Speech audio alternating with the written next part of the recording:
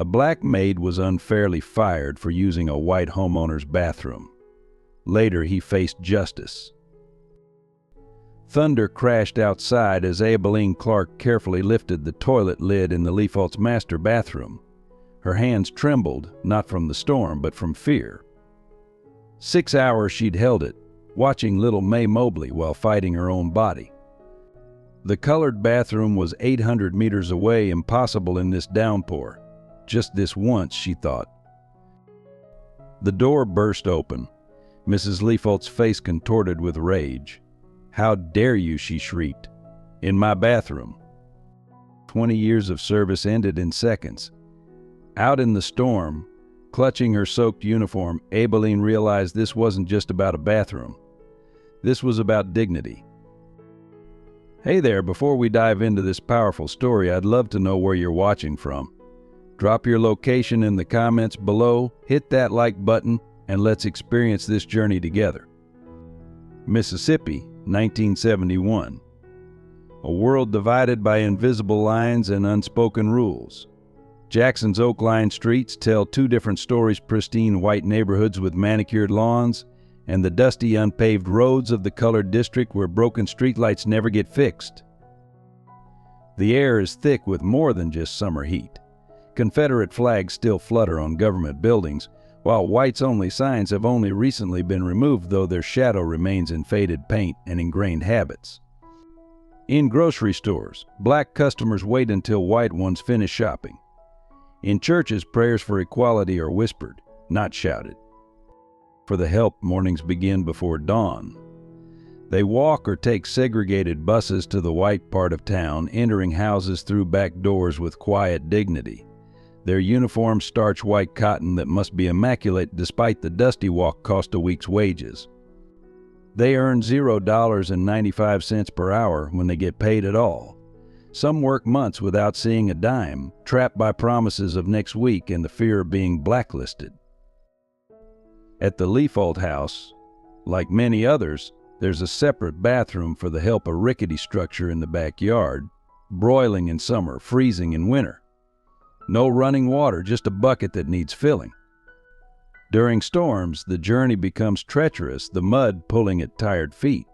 Yet using the indoor bathroom means instant dismissal, no references, and often no future employment in the county. Downtown, the Jackson Daily News runs stories about troublemakers disrupting the natural order. The police station proudly displays photos of officers breaking up peaceful protests. Chief William Holbrook keeps a list of problematic Negroes. In his top drawer, those who've dared to speak up, to look a white person in the eye, to demand their pay.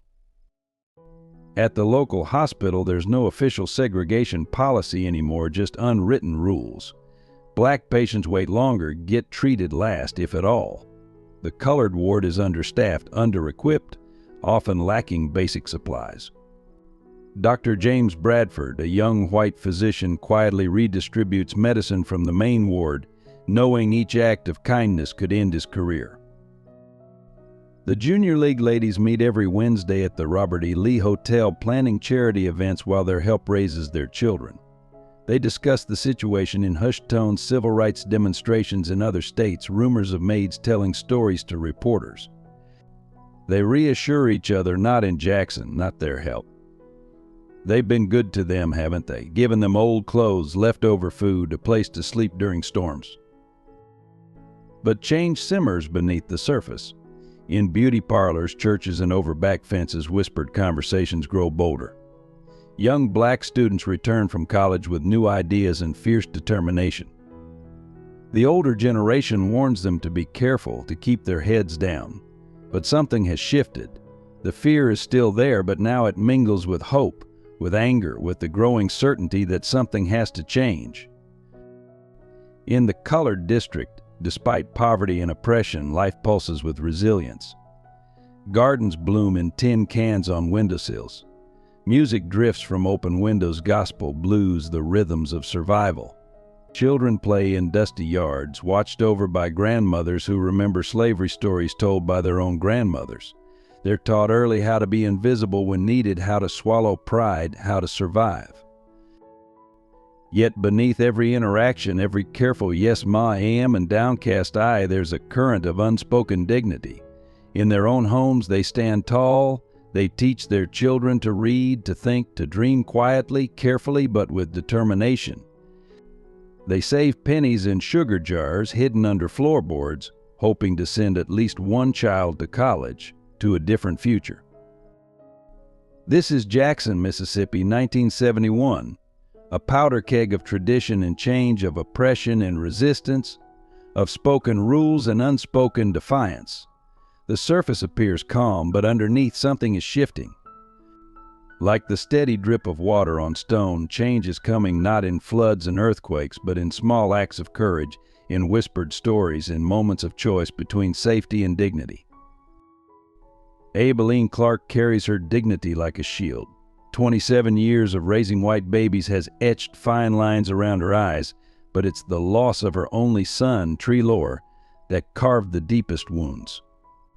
Once known for her gentle laugh, now she saves her smiles for little May Mobley, her 17th white child. When she writes her prayers each night, her neat handwriting betrays her secret passion for education. She taught Treelor to love books, dreaming he'd write stories that mattered. Now she writes to keep his memory alive. Minnie Jackson wields her sharp tongue like a weapon and her cooking like armor. Her fried chicken recipe has kept her employed despite her reputation for sass behind closed doors. She absorbs her husband Leroy's drunken rages to protect her 5 children. At work, she swallows insults with practiced ease, but her dark eyes flash with defiance. Every payday, she slips money into a rusted tin can hidden beneath the porch, her children's ticket to something better. Eugenia Skeeter Phelan, fresh from old Mississippi with journalism dreams, stands too tall and asks too many questions. Her wild curls match her untamed curiosity. The disappearance of Constantine, her beloved childhood maid, haunts her. Unlike her junior league friends, she notices things: the tired shuffle in aging maid steps, the missing paychecks, the separate bathrooms. Her mother's constant reminders about marriage and proper behavior bounce off her like rain on window glass. Dr. James Bradford represents a new generation of Southern men, though he'd never claimed such a title. His Yale education sits uneasily with his Mississippi roots. In the hospital's segregated wards, he sees suffering wearing different faces but needing the same care. His quiet defiance treating black patients with dignity, slipping extra medicine to the colored ward, puts him at odds with his prominent family. His wife's social position hangs by increasingly frayed threads. Elizabeth Leafault clings to social status like a lifeline. Her thin frame and nervous hands betray constant anxiety about appearances. She pinches pennies and criticizes Abilene to feel powerful, yet can't bear to touch her own daughter. Behind her sharp commands lies a woman terrified of change, of losing her place in Jackson's careful hierarchy. The Ladies' League is her fortress, propriety her religion. Chief William Holbrook embodies the old guard's power. His polished badge and pressed uniform mask a ruthless dedication to keeping order. He knows every prominent family's secrets and uses them like currency. His public smile never reaches his cold eyes. 3 generations of his family have enforced Jackson's unwritten rules, and he intends to uphold that legacy. Treelor Clark exists now only in memory, but his presence haunts every page of this story. A promising writer, he documented workplace accidents at the lumber mill while studying at night school. His mysterious death, officially a loading accident, left questions that nobody dared ask. His notebook, filled with observations about life under Jim Crow, sits hidden under Abilene's floorboards, waiting. May Mobley Leafault, dubbed Baby Girl by Abilene, toddles through this story innocent of the lines dividing her world. She reaches for Abilene's hand without hesitation, says "I love you" without understanding why her mother flinches. In her pure affection lies both hope and heartbreak. She represents the next generation, not yet taught to hate, but living in a world determined to teach her. These lives interweave like threads in an old quilt, each one shaped by Jackson's rigid rules, yet yearning for something different. Their choices to speak or stay silent, to help or turn away, To fight or submit will ripple through their community like stones dropped in still water. Some will find courage they never knew they had. Others will cling harder to the old ways as their world shifts beneath their feet. All will be changed by the storm brewing on Jackson's horizon, a storm made not of rain and thunder, but of whispered truths finally spoken aloud. The morning Treelor Clark died began like any other. Abilene ironed his uniform in pre-dawn darkness, pride warming her tired hands. Night school was changing him. He stood straighter, spoke clearer, wrote in that notebook of his every evening. "Gonna write about working life in Mississippi. Mama," he'd say, eyes bright with purpose. The call came at 11:42 p.m. Rain hammered against the hospital windows as Abilene ran through puddles, her church shoes soaking wet. The colored entrance was locked after hours policy. She stood there, water streaming down her face until Dr. Bradford found her. "Mrs. Clark," he whispered, breaking protocol by using her married name. "Come with me." He led her through the white entrance, ignoring the night nurse's disapproving glare. Treelor lay on a metal gurney, still in his work clothes. "Loading accident," they said. But Dr. Bradford's careful words told a different story: multiple injuries, delay in treatment, refused admission at 2 hospitals before being brought here. He was conscious when they found him, Dr. Bradford said softly, his hands clenched. "Called out for you." But they made him wait. The truth emerged in fragments over the following days. Treelor had been documenting safety violations at the lumber mill. His notebook recorded everything: missing guards on machinery, broken safety rails, different rules for colored workers. The day he died, he'd been seen arguing with the foreman's son. Chief Holbrook handled the investigation personally. Tragic accident, his report concluded. Boy wasn't watching where he was going. No witnesses came forward. The notebook disappeared from Treelor's locker. Dr. Bradford tried to help. He filed a detailed medical report noting inconsistencies with a loading accident. 3 days later, his wife received anonymous phone calls. Their garage was vandalized. A dead crow appeared on their porch, an old Klan warning. "I'm so sorry, Mrs. Clark," he said, visiting her tiny house after dark. "They're burying the truth along with your son." Abilene nodded, her face carved from stone. "Truth don't stay buried forever, Doctor." That night, she pulled up the loose floorboard under her bed. Treelor's real notebook lay there, the one he kept at home. His neat handwriting filled pages with accounts of life at the mill-colored workers, assigned the most dangerous jobs, safety equipment only for white workers, pay missing from envelopes with no explanation. The final entry was dated the day he died: foreman's son Johnny Holbrook skimming from colored workers' pay. "Got proof now. Gonna make it right." Johnny Holbrook, Chief Holbrook's nephew. The next Sunday, Abilene walked to church in her best dress, the notebook heavy in her purse. The congregation fell silent as she stood to speak. She read Treelor's words aloud, her voice gaining strength with each page. "My boy died for truth," she concluded. "Ain't right to let that truth die with him." The silence that followed was thick with fear and something else: anger, long suppressed, beginning to stir. After service, Minnie grabbed her arm. "You gone crazy, Abilene? They'll kill you too." "Already killed the best part of me," Abilene replied. "What they gonna do now?" That evening, Skeeter Phelan knocked on her back door, clutching a newspaper clipping about Treelor's death. "Something's wrong with this story," she said. "Will you tell me the real one?" Abilene looked at this white girl with her earnest eyes and college degree. She thought of Treelor's dreams of writing, of truth-telling. She thought of other sons, other mothers, other stories buried under accidents and silence. "Ain't just one story," she finally said. "There's hundreds, thousands." "Then tell them all," Skeeter replied. "Help me write them down." Abilene touched the notebook hidden under her floorboards. Treelor's last words echoed in her mind: "Gonna make it right." "You got any idea what you asking?" she asked. "What could happen?" "I know it's dangerous," Skeeter admitted. "But if we don't tell these stories, who will?" Abilene thought of May Mobley, growing up in this poisoned world. Thought of Treelor, who died trying to write truth. Some risks were worth taking.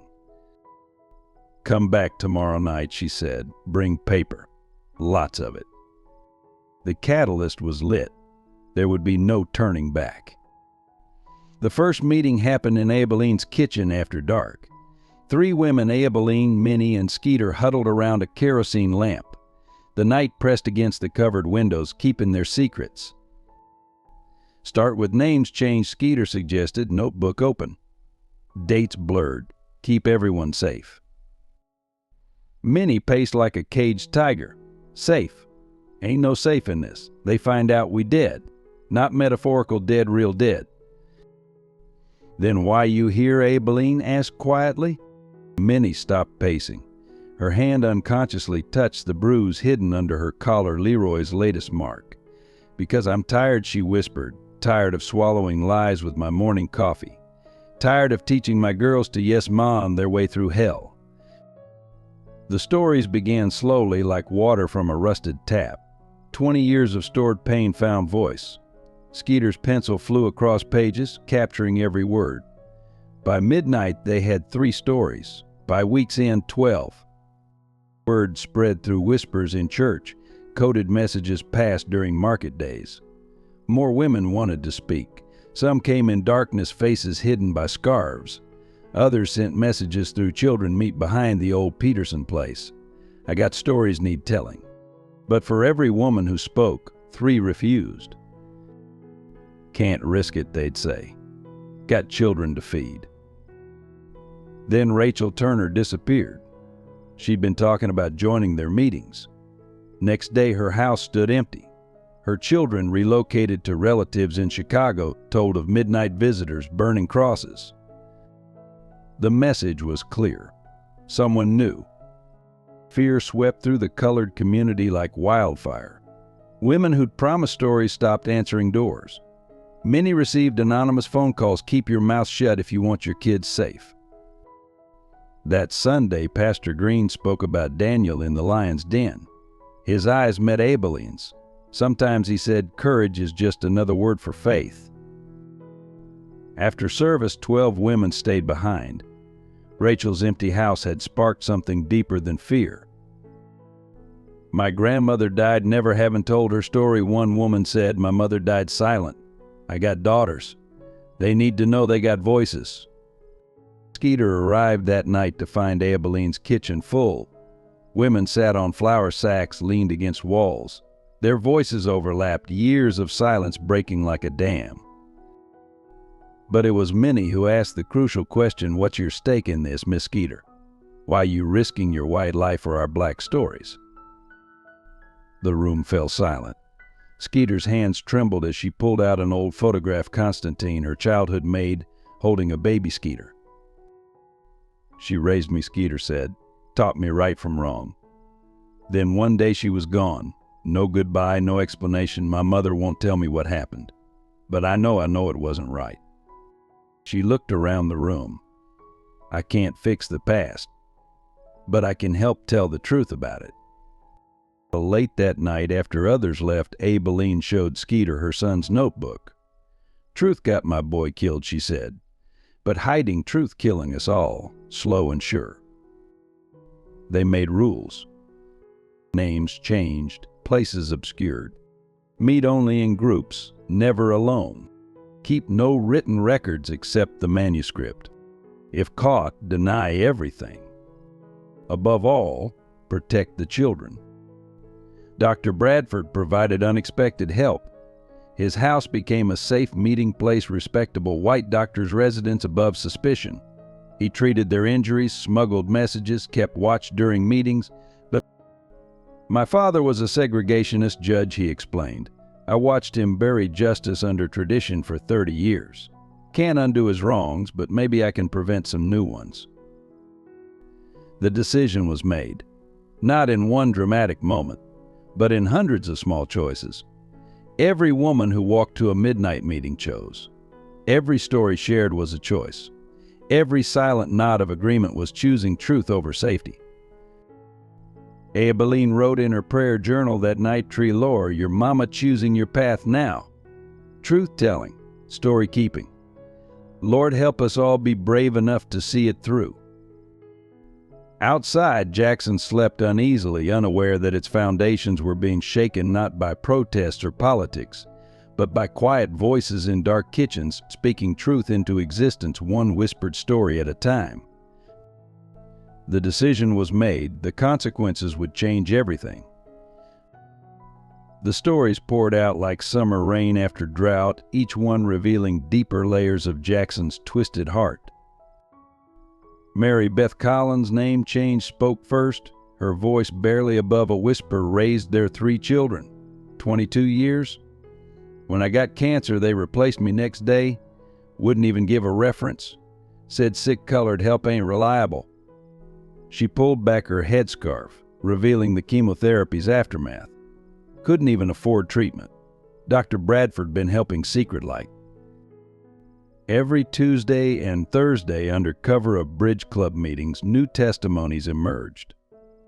Sarah's account of working through pneumonia, baby girl had fever. Miss Ann wouldn't let me leave early. My own child died that night. Next morning, she complained I was late. Louise's tale of bathroom emergencies, 8 months pregnant, walking half-mile in snow. Lost the baby from holding it too long. They docked my pay for missing work next day. Then came Pearl's story, which silenced the room. Miss Catherine's husband, he had wandering hands. I told her. She fired me, told everyone I was stealing. 30 years I worked there. 30 years. Skeeter's pencil captured every word, but her hand shook so badly that evening she had to rewrite entire pages. Dr. Bradford provided medical records where he could, documenting injuries explained away as clumsiness. The stories began showing patterns. Same names, same families, same cruel traditions passed down like silver tea services. Minnie's chapter was particularly explosive. She'd kept a diary of accidents at the Holbrook house, missing wages, suspicious injuries, overheard conversations about keeping them in their place. Chief's wife special ordered separate soap for colored hands, she noted. Said our skin leaves stains. But her husband ain't too concerned about stains when he coming around the back door at night, visiting the young help. Each revelation carried risk. Women disappeared from meetings, frightened by mysterious phone calls. Notes appeared in mailboxes, silence is safety, but for every voice silenced, 2 more spoke up. They developed codes. Bridge club meant meeting. Recipe sharing meant new stories. Weather talk warned of danger. They wrote in church basements, behind stores, in Dr. Bradford's study during supposed medical checks. The manuscript grew. Skeeter organized by themes. Daily indignities. Lost children. Unpaid labor. Hidden violence. Generations of service. But it was Aibileen's contribution that gave the book its heart. She shared Tree Lore's notebook last, reading his observations about systematic wage theft, dangerous working conditions, and suspicious deaths labeled accidents. His final entry hit like a thunderbolt. Found proof. Johnny Holbrook stealing from colored payroll. Chief Holbrook covering. Got records. Meeting tomorrow to make it right. The next day, Tree Lore died. Dr. Bradford added his own medical report. Patient arrived with injuries inconsistent with reported accident. Treatment delayed 4 hours despite critical condition. Multiple suspicious bruises predating incident. As stories accumulated, they revealed more than individual cruelties. They exposed a system calculated, generational, profitable. This ain't just about mean white ladies, many realized. This about power, money, control. One evening, reviewing their work, Skeeter asked quietly, when this comes out, what do you think will happen? Aibileen touched Tree Lore's notebook. Truth got sharp edges. Gonna cut both ways. The women looked at each other, understanding the stakes. Their words, once published, couldn't be taken back. Their stories would light fires that could warm or burn. But as Mary Beth said, adjusting her headscarf, some fires need starting. Some things need burning down so something better can grow. That night, Abeline wrote in her prayer journal, "Lord, Tree Lord died for truth. Now all these women risking same. Keep us strong, keep us safe. But most of all, Lord, make these words count. Make these stories matter." The manuscript's first draft was complete. 288 pages of testimony, a record of pain, courage, and resilience. No one knew then how those pages would shake Jackson's foundations, or how many lives would change and end because of words whispered in dark kitchens and written in hidden rooms. The truth was assembled. Now came the harder part, setting it free.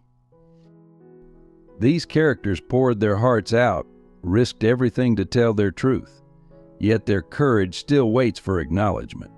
If their story moved you like it moved me, perhaps we could show our support with just one click. The manuscript spread through Jackson's colored community like a secret prayer. More women came forward, each story emboldening others. They met in rotating locations, church basements after choir practice, back rooms of beauty parlors, Dr. Bradford studied during medical consultations. The network grew, invisible but powerful. Rachel Mae Johnson, head cook at the governor's mansion, brought 20 years of overheard conversations. She'd served every important family in Jackson, witnessed their private moments, collected their unguarded words. "They talk like we furniture," she said. Never thinking furniture got ears, her testimony exposed corruption reaching into City Hall, the courthouse, even the state capitol. The Junior League's annual benefit became an unexpected catalyst. Elizabeth Leafault, tipsy on punch, loudly berated Abeline in front of guests. "These people need to remember their place," she declared. But times had shifted. Several younger league members looked uncomfortable. One quietly slipped Abeline extra payment. Another left her card if you ever need help. Dr. Bradford's evidence mounted. He'd been keeping detailed records, dates, injuries, delayed treatments, suspicious deaths.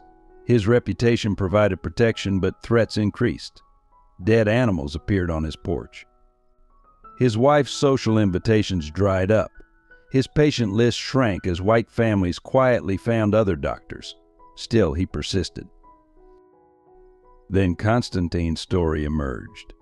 Skeeter's beloved maid hadn't just disappeared, she'd been driven out. Her crime? Letting her light-skinned daughter use the front door during a ladies' league meeting. The scandal destroyed her reputation. No white family would hire her. She died in Chicago alone and homesick. The revelation transformed Skeeter. Her mother's role in Constantine's exile shattered their relationship, but it strengthened her resolve. She began investigating deeper, connecting stories to public records, tracing patterns of abuse and cover-ups. Minnie's cooking became their secret weapon. Her famous caramel cake opened doors, loosened tongues. Young white wives, new to Jackson's traditions, shared their own discomfort with the system. Some offered information. A few even contributed their own observations to the manuscript. The black church community mobilized quietly.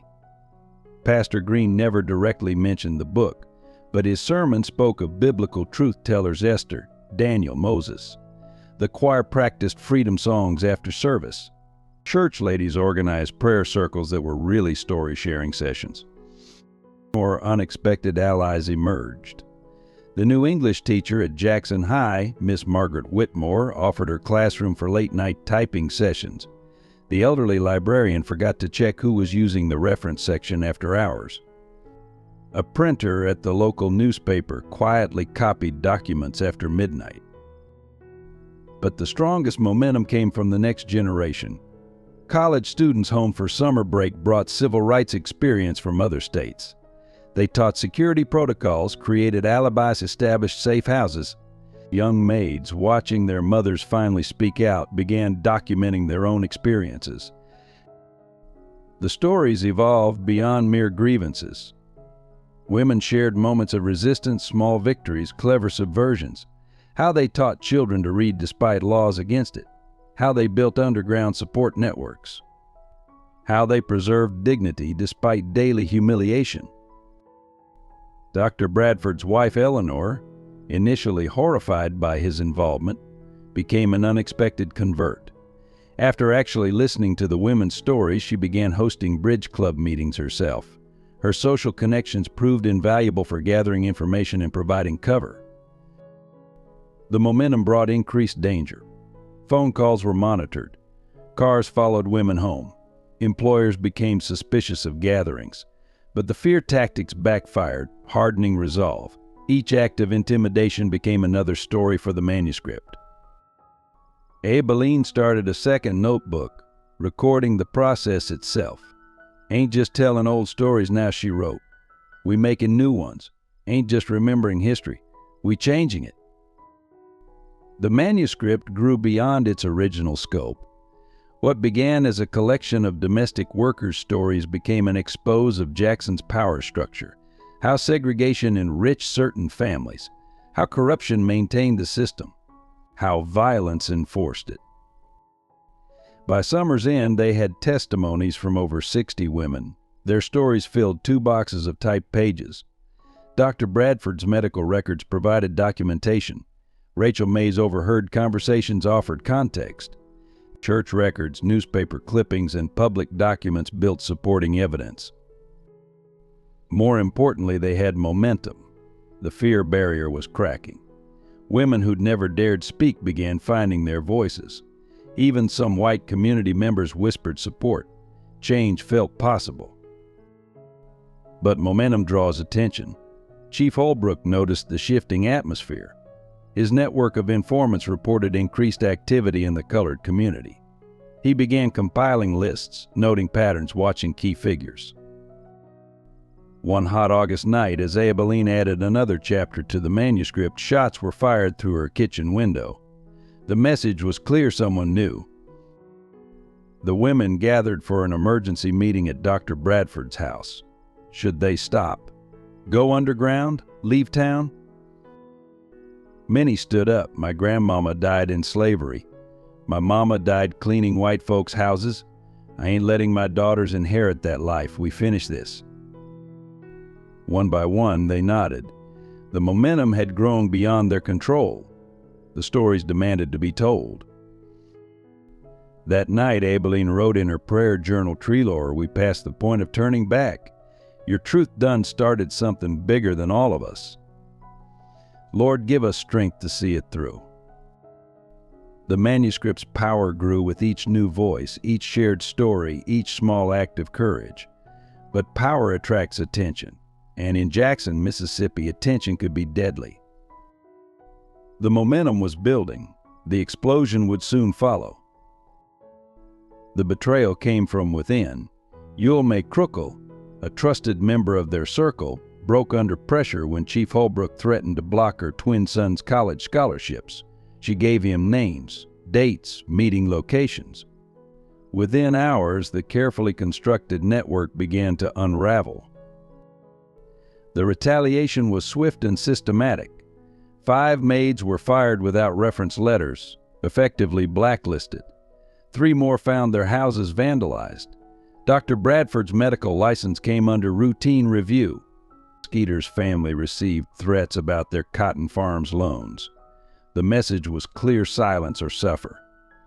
Panic spread through the colored community. Women who'd shared stories now denied ever speaking. Meeting places shut their doors. Pastor Green found his church's tax status suddenly questioned. The beauty parlor that hosted gatherings mysteriously failed its health inspection. Many took the hardest hit. Someone told Leroy about her involvement. His rage exploded worse than ever before. She arrived at Aibileen's house at midnight, 5 children in tow, her face barely recognizable.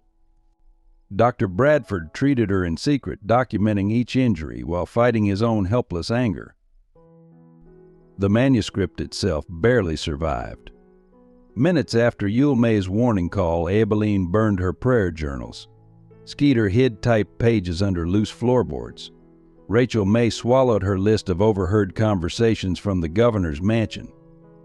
But Treloar's notebook, the catalyst for everything, disappeared during a staged burglary of Aibileen's house. Division infected their once unified group. Some blamed Skeeter for starting trouble. Others accused Dr. Bradford of insufficient protection. Trust evaporated. Women who'd shared meals now crossed streets to avoid each other. Fear reconstructed the walls that truth had begun to dismantle.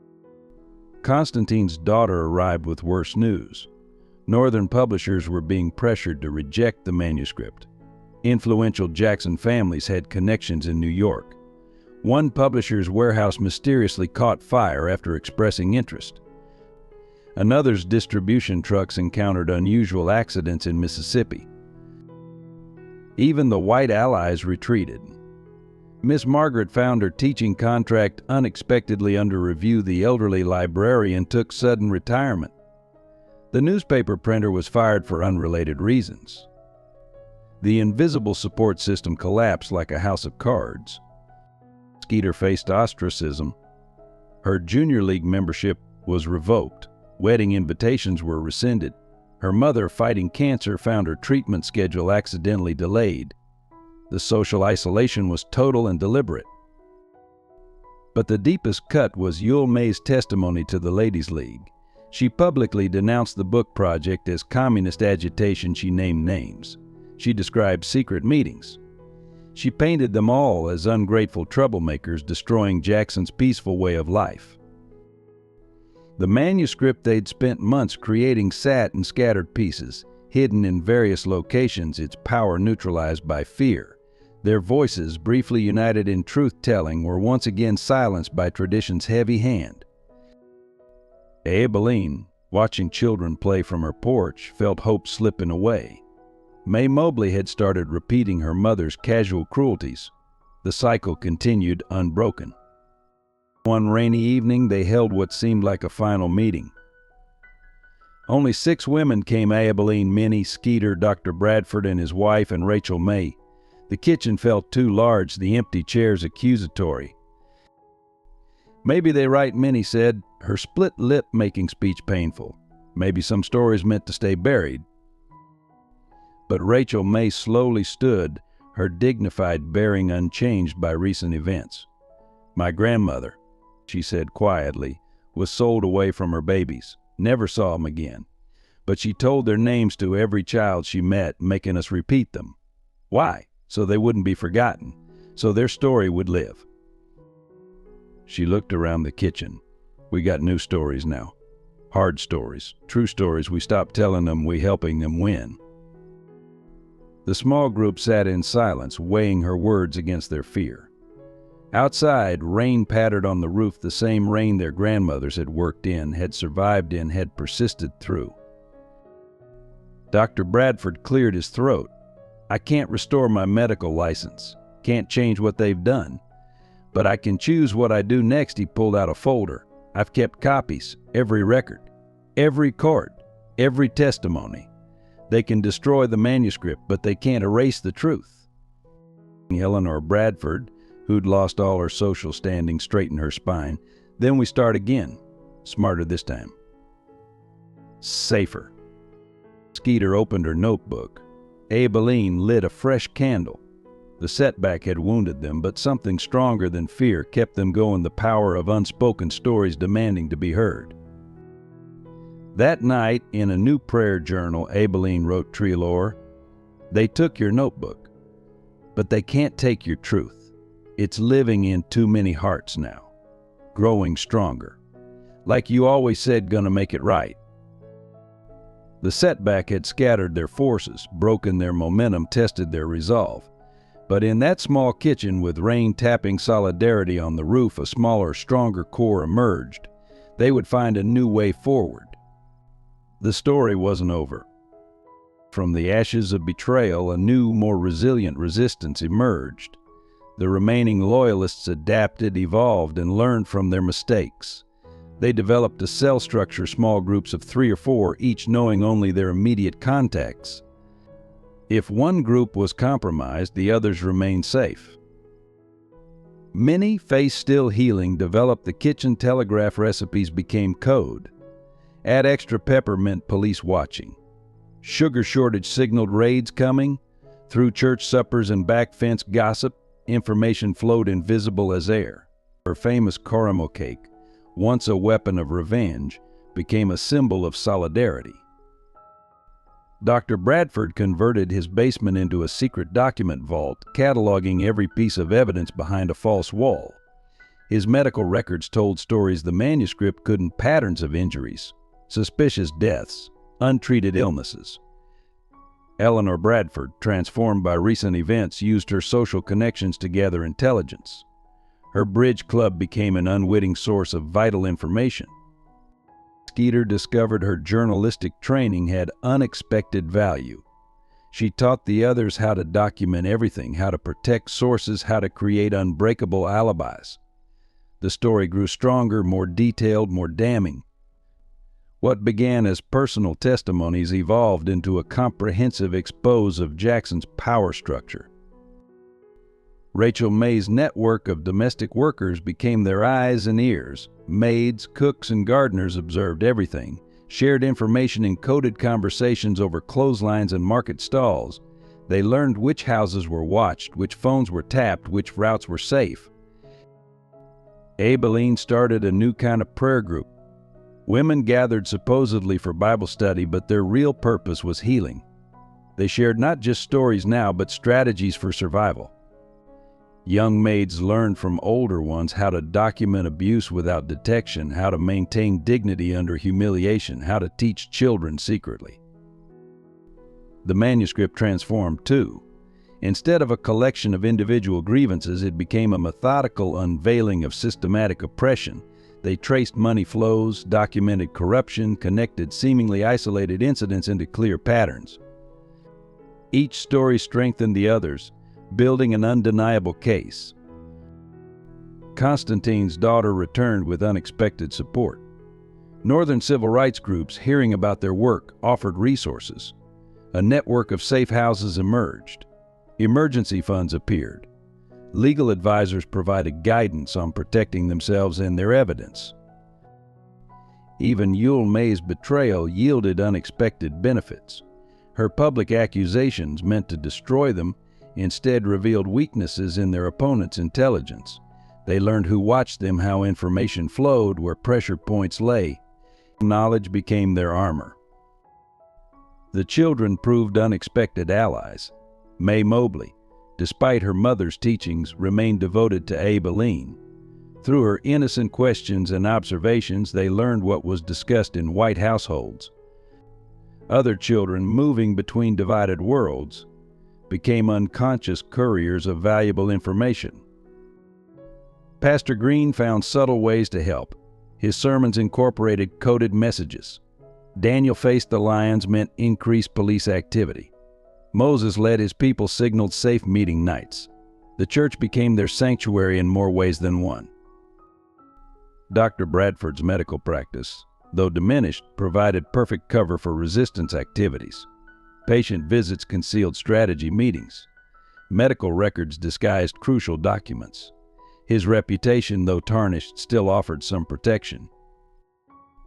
During this period, Abilene discovered an unexpected truth. Treloar's missing notebook hadn't been destroyed. A sympathetic police clerk had hidden it instead of burning it, sensing its importance. Through careful negotiation, they recovered it. His final testimonies, thought lost, rejoined the fight. The Ladies' League unwittingly helped their cause. Their attempts to reinforce segregation became evidence of systematic discrimination.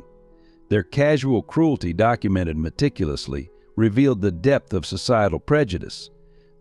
Every attempted suppression strengthened the manuscript's argument.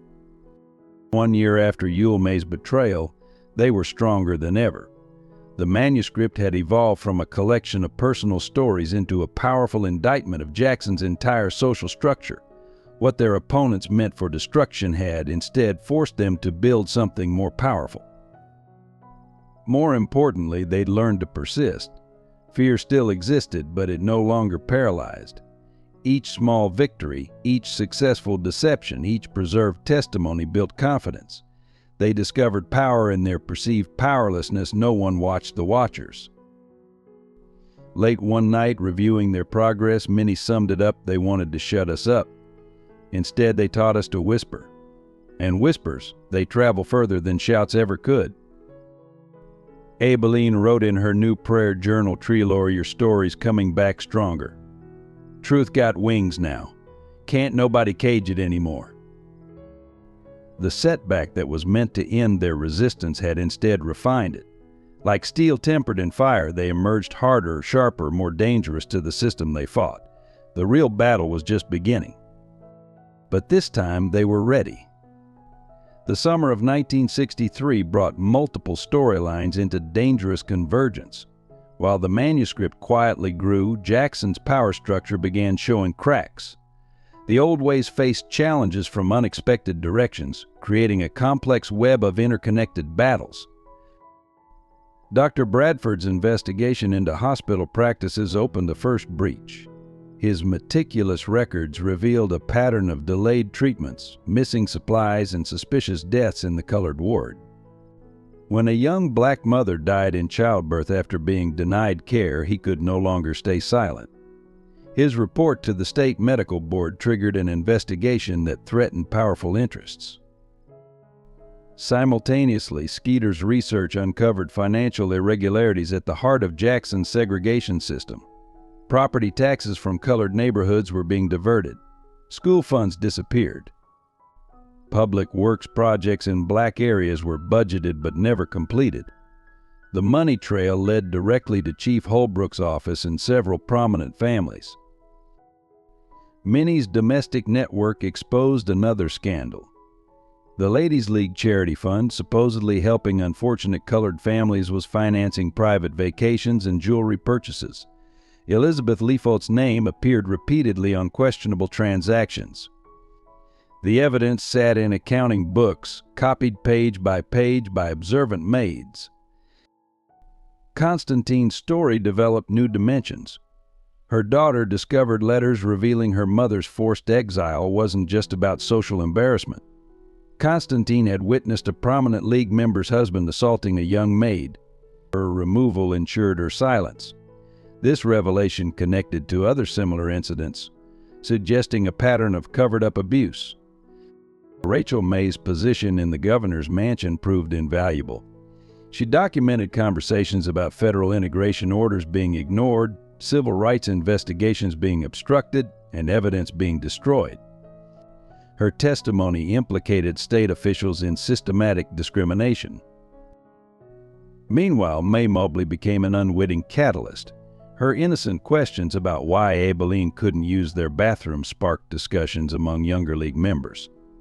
Some began questioning traditions they'd accepted without thought. Small cracks appeared in Jackson's social solidarity. The church community's resistance grew more organized. Pastor Green's sermons became bolder, though still coded. His congregation developed subtle ways to support the manuscript project, sharing information, providing alibis, offering safe houses. Each Sunday brought new allies and new stories. Eleanor Bradford's transformation continued. Having lost her social position, she found unexpected freedom. Her former bridge club friends, assuming she was desperate to return to the fold, spoke freely around her. Every careless comment, every revealed secret strengthened their case. Treelor's recovered notebook proved explosive. Beyond documenting labor abuses, it contained evidence of systematic wage theft orchestrated by Johnny Holbrook. The scheme implicated prominent business owners and city officials. This financial thread connected directly to current corruption. Aibileen's work with May Mobley took on deeper significance. The child's natural empathy and questioning of racial rules represented hope for change. Other maids reported similar observations: young children resistant to learned prejudice, asking uncomfortable questions, showing innate humanity before society taught them otherwise. Dr. Bradford's medical practice, though reduced, attracted unexpected allies. Young doctors, troubled by segregated healthcare, sought his guidance. Nurses shared stories of discrimination. Even some white patients, seeing his principled stand, offered support. A quiet medical underground developed. The manuscript itself evolved into multiple versions. The public story: domestic workers sharing experiences. The private story: systematic corruption and abuse. And the hidden story: names, dates, financial records that could destroy Jackson's power structure. Each version served a different purpose, protected different truths. Young civil rights workers brought new energy and tactics. They taught security measures, document protection, and resistance strategies. Their experiences in other states provided valuable lessons. The manuscript project connected to larger movements while maintaining its unique local focus. But the most powerful plotline emerged from unexpected quarters. Younger League members, raised with privilege but troubled by conscience, began quiet rebellions. Small acts of defiance, extra payments to maids, warnings about coming raids, shared confidences. A generational shift whispered beneath Jackson's surface. These interweaving plot lines created a complex tapestry of resistance. Each thread strengthened the others. Financial corruption connected to social abuse. Medical discrimination linked to systemic racism. Personal stories illuminated institutional failures. Aibileen captured this convergence in her prayer journal: "Ain't just telling stories no more. We mapping the whole diseased heart of Jackson. Every secret connecting to every other secret. Truth rising like flood water, can't stop it, can't contain it."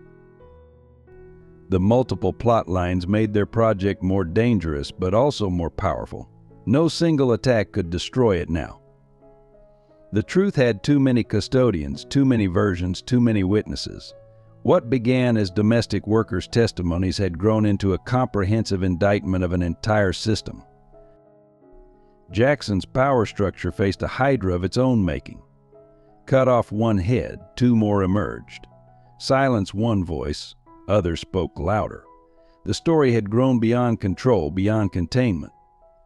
August brought suffocating heat and escalating dangers to Jackson. The power structure, sensing threats from multiple directions, responded with increasing violence. What began as subtle intimidation evolved into open terrorism, testing the resistance's resolve in ways they never imagined. The first attack targeted Dr. Bradford's family. They woke to burning crosses on their lawn and their daughter's cat nailed to the front door. The message was clear: medical ethics weren't worth a child's safety. That same week, his hospital privileges were mysteriously revoked. Emergency calls to his office were misdirected. Pharmacies suddenly couldn't fill his prescriptions. Minnie's situation deteriorated rapidly. Leroy, feeding on neighborhood gossip about her troublemaking, became increasingly violent. Her oldest daughter found bruises darker than ever. One night, he came at her with a broken bottle. Only the intervention of neighbors saved her life. The police report listed it as a domestic dispute, no charges filed. Skeeter faced sophisticated psychological warfare. Anonymous letters detailed her daily movements, describing what she wore, where she went, who she talked to. Her mother's cancer treatments were repeatedly rescheduled. The family's cotton farm faced sudden labor shortages. Bank loans came under routine review, each pressure point targeted with surgical precision. The manuscript itself faced constant threats. 3 different hiding places were mysteriously burgled, though nothing else was taken. A fire started in the church basement where some testimonies were hidden. Pastor Green's home was ransacked. Even Dr. Bradford's secret vault showed signs of attempted entry. Aibileen discovered May Mobley repeating ugly new phrases, clearly talked to poison their relationship. "Mama says you're dirty," the child whispered, confused and hurt. "Says I can't love you no more." The psychological manipulation of children marked a new low in the campaign against them. The Ladies' League launched social warfare. Maids who'd shared stories found their names on a warning list circulated among white households. Employment dried up. Credit was denied at local stores. Children faced sudden problems at school. The economic news tightened systematically.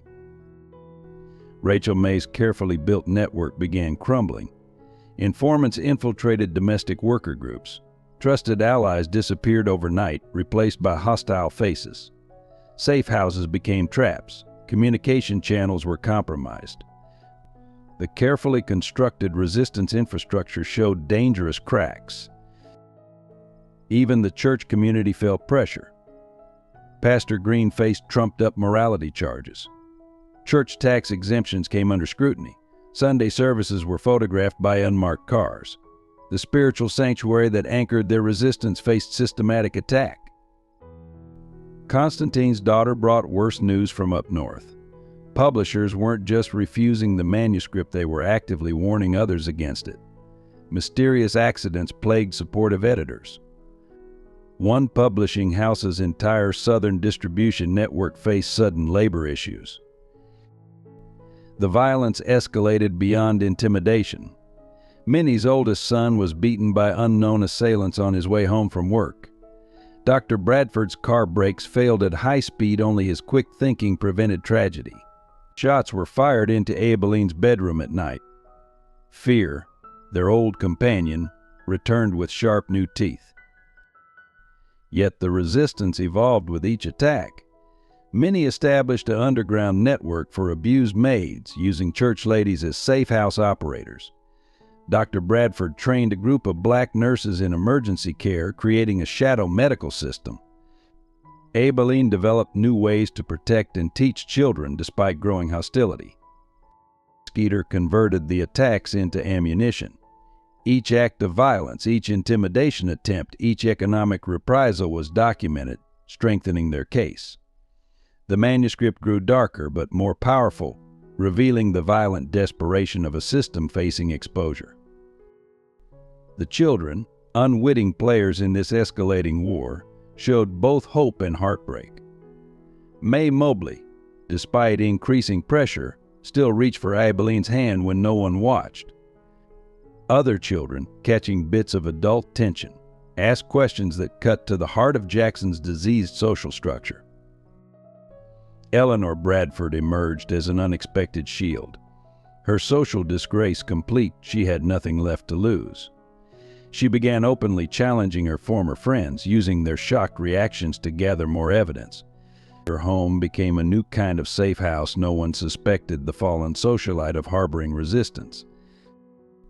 The manuscript project adapted to survive. They created multiple versions, stored in multiple locations. If one copy was destroyed, others survived. They developed dead drops, code words, zigzag communication routes. Each attack forced them to become smarter, more resilient. During this period, Abeline wrote in her prayer journal, "Violence shows their fear. They fighting so hard cause they know we got real power now. Truth scary to folks used to lying. Makes them dangerous, but makes them weak too." The escalating tensions transformed their resistance. What began as a book project became a full-fledged underground movement. Each act of violence spawned new networks of support, new methods of resistance, new voices demanding to be heard. Jackson's power structure in trying to crush them only proved their point. Every attack, every threat, every act of intimidation became part of the story they were telling. The violence meant to silence them instead gave them their loudest voice. The war was fully engaged now. There would be casualties, but there would also be victories they hadn't imagined possible. The truth, as Abeline had written, had grown wings, and no amount of violence could shoot it down. As violence escalated, an intricate underground support system crystallized throughout Jackson. Like roots beneath soil, it grew stronger with every attempt to destroy it. What began as scattered acts of resistance evolved into a sophisticated network of survival and defiance. The church kitchens became command centers, disguised by the constant bustle of bake sales and potlucks. Women exchanged information while kneading bread, passed notes hidden in recipe cards, coordinated safe houses while stirring soup for the sick. Pastor Green's wife developed a system using hymn numbers to signal emergency meetings or warn of raids. Minnie's domestic worker network expanded beyond information gathering. They created an emergency response system. A broken plate in a certain window meant medical help needed. Laundry hung in specific patterns signaled danger or safety. Grocery shopping became an intelligence operation, every interaction a chance to pass vital information. Dr. Bradford's reduced medical practice transformed into something more powerful. His home office became a secret clinic, treating victims of violence who couldn't go to hospitals. He trained a corps of black nurses in emergency care, creating mobile medical units that could respond wherever needed. Each injury was documented, photographed, added to their growing evidence. Skeeter discovered unexpected allies in the Young Wives Bridge clubs. Not every white woman in Jackson supported the old ways. Some, troubled by conscience, began passing information. Others provided alibis, meeting spaces, resources. A parallel network of quiet resistance grew among the younger generation of white society. The children developed their own underground railroad. Mae Mobley and her friends created innocent-seeming games that actually passed messages between households. Playing school became cover for teaching banned books. Jump rope rhymes carried coded warnings. The next generation instinctively found ways to subvert the system trying to shape them. Rachel May's Governor's Mansion connection spawned a sophisticated intelligence network. House staff across Jackson's wealthy neighborhoods coordinated through laundry services, gardening crews, and kitchen deliveries. Every overheard conversation, every suspicious meeting, every hidden document was noted and passed along. Constantine's daughter's northern contacts proved invaluable. Civil rights organizations provided resources, training, and emergency extraction when needed. A chain of safe houses stretched from Jackson to Chicago. Legal advisors helped protect their evidence and witnesses. The local resistance connected to national movements while maintaining its unique character. Abilene established a shadow education system. Using her experience teaching children, she trained other maids to document everything while appearing to do nothing.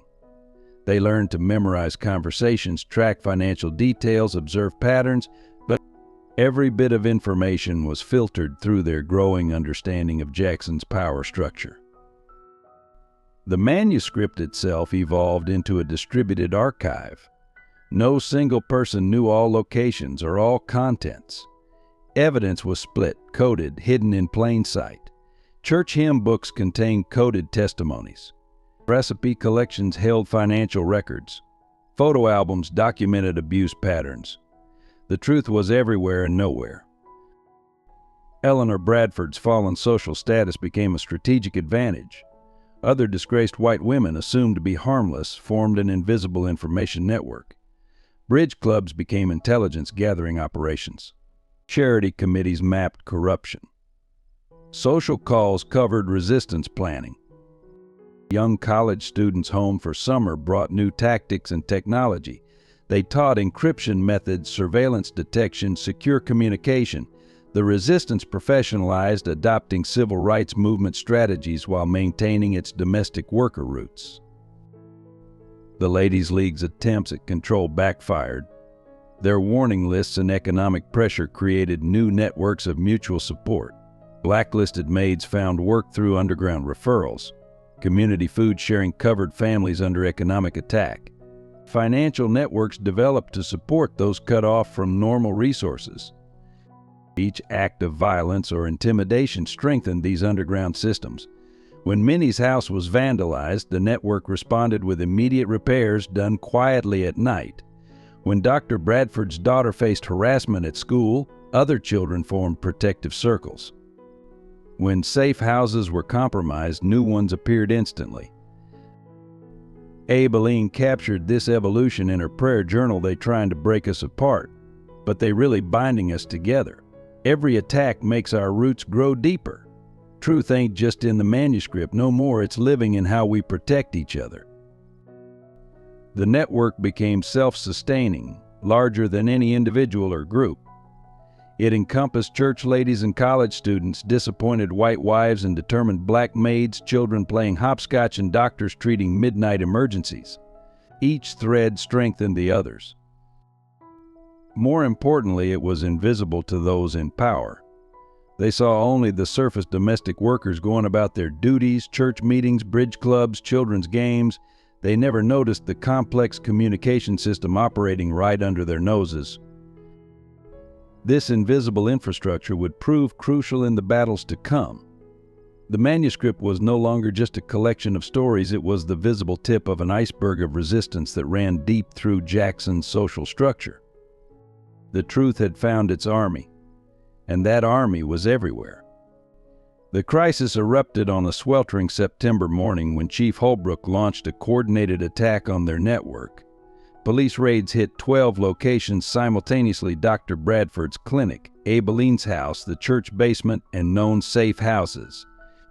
The manuscript's scattered pieces were primary targets, but the raids revealed something more sinister. They knew too much about the network's structure. Minnie received the first warning at dawn. Her eldest daughter spotted unmarked police cars gathering near their usual meeting places. The kitchen telegraph exploded with coded warnings, sugar shortage messages racing through back fences and clotheslines. But even as they scrambled to protect their documents, a second crisis unfolded. Dr. Bradford faced arrest on fabricated charges of medical malpractice and drug violations. His clinic was ransacked, patient records seized. More disturbingly, his private vault showed signs of professional tampering. Someone had accessed their secured evidence. But Eleanor Bradford, watching her husband led away in handcuffs, maintained her composure just long enough to activate their emergency protocols. Skeeter's family received an ultimatum: either she surrendered all manuscript materials and publicly denounced the project, or their cotton farms loans would be instantly recalled. Her mother, already weakened by cancer treatments, collapsed under the stress. The hospital suddenly had no available beds. Abilene found May Mobley waiting at her back door, crying hysterically. Elizabeth Leafault had fired Abilene in front of the child, telling her their beloved maid was a dangerous criminal. The psychological warfare had reached a new low, weaponizing a child's love. The church faced immediate tax seizure.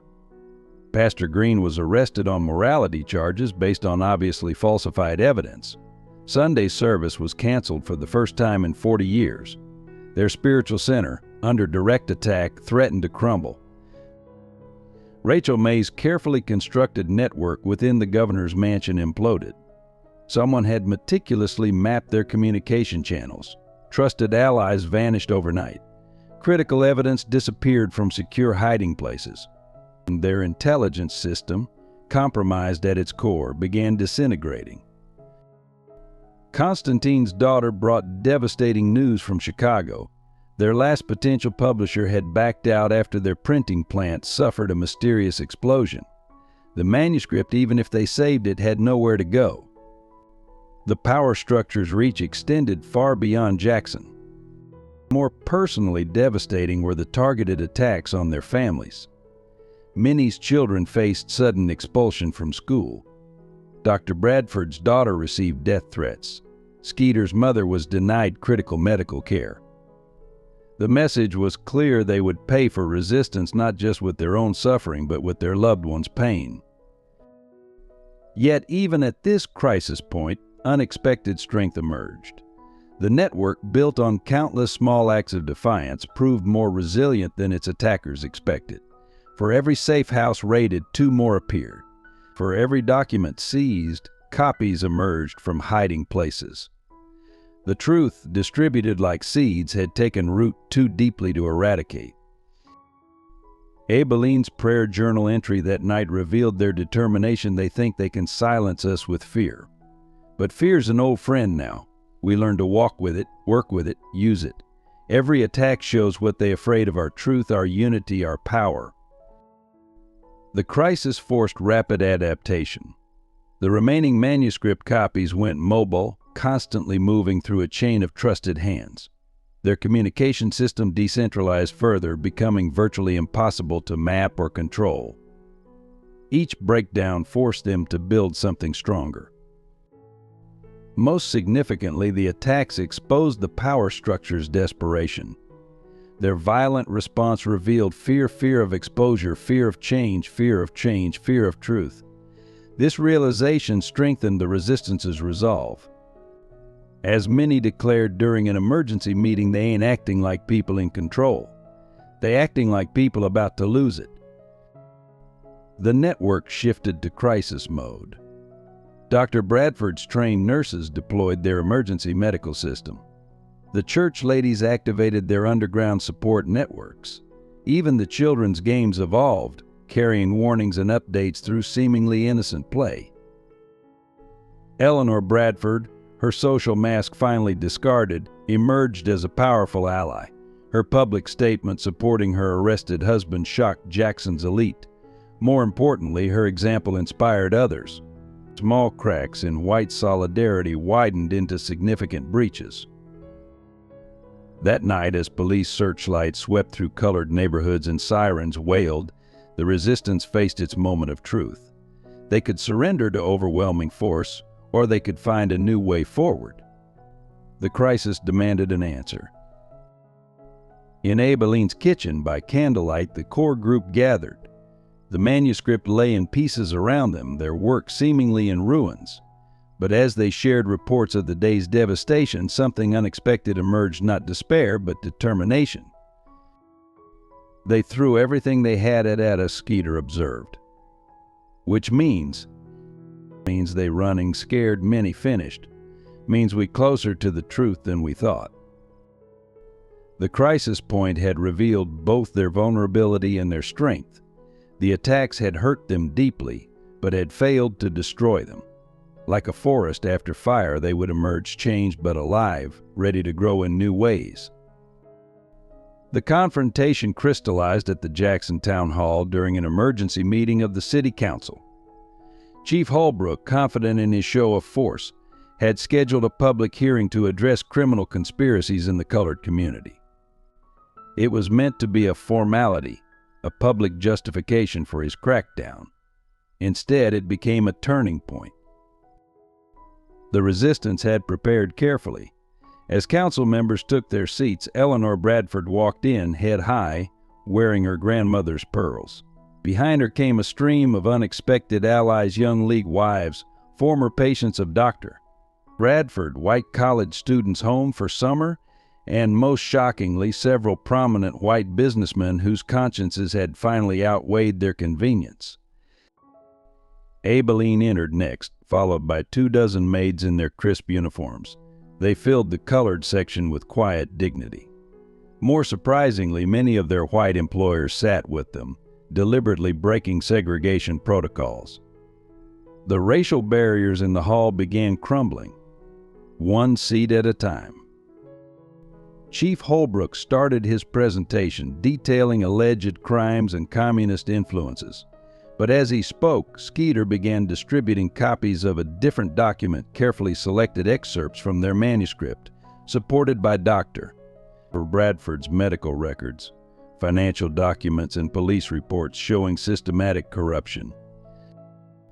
The evidence was devastating. Wage theft from colored workers' payrolls, misappropriated tax funds, covered-up assaults. Each accusation came with dates, figures, and witnesses willing to testify. More damaging were the photographs' injuries documented by Dr. Bradford vandalized homes, threatening letters written on police department stationery. Minnie's testimony silenced the room. She stood still, bearing bruises from Leroy's last attack, and detailed how police had refused her protection, how hospitals had denied her treatment, how the system had forced her to choose between abuse and starvation. Behind her, other maids stood one by one, each adding their voice to the chorus of truth. Rachel May's evidence proved explosive. Her years in the governor's mansion had yielded recordings of damning conversations, Council members heard their own voices discussing illegal schemes, planning cover-ups, ordering acts of violence. Their faces went pale as their words echoed through the hall. The confrontation escalated when Constantine's daughter revealed letters proving her mother's forced exile was meant to cover up sexual assaults by prominent city officials. The documents implicated several council members directly. Their attempts to dismiss her were drowned out by growing murmurs from the crowd. Then came their master stroke. Pastor Green, released from jail just hours before, presented notarized testimonies from young white women about abuse by powerful men, protected for years by Chief Holbrook's department. These weren't just colored maid stories anymore, these were Jackson's daughters speaking out. The council chamber erupted in chaos. Old alliances fractured visibly as accusations flew. Several council members, seeing the tide turn, began openly challenging Chief Holbrook's leadership. Others implicated in the evidence tried desperately to maintain control. The confrontation reached its peak when May Mobley, who had slipped away from her mother, ran to Abilene in front of everyone. Their embrace, captured by news photographers, became a powerful symbol of love transcending hatred. Elizabeth Leafault's attempt to separate them only underscored the cruelty of the system they fought.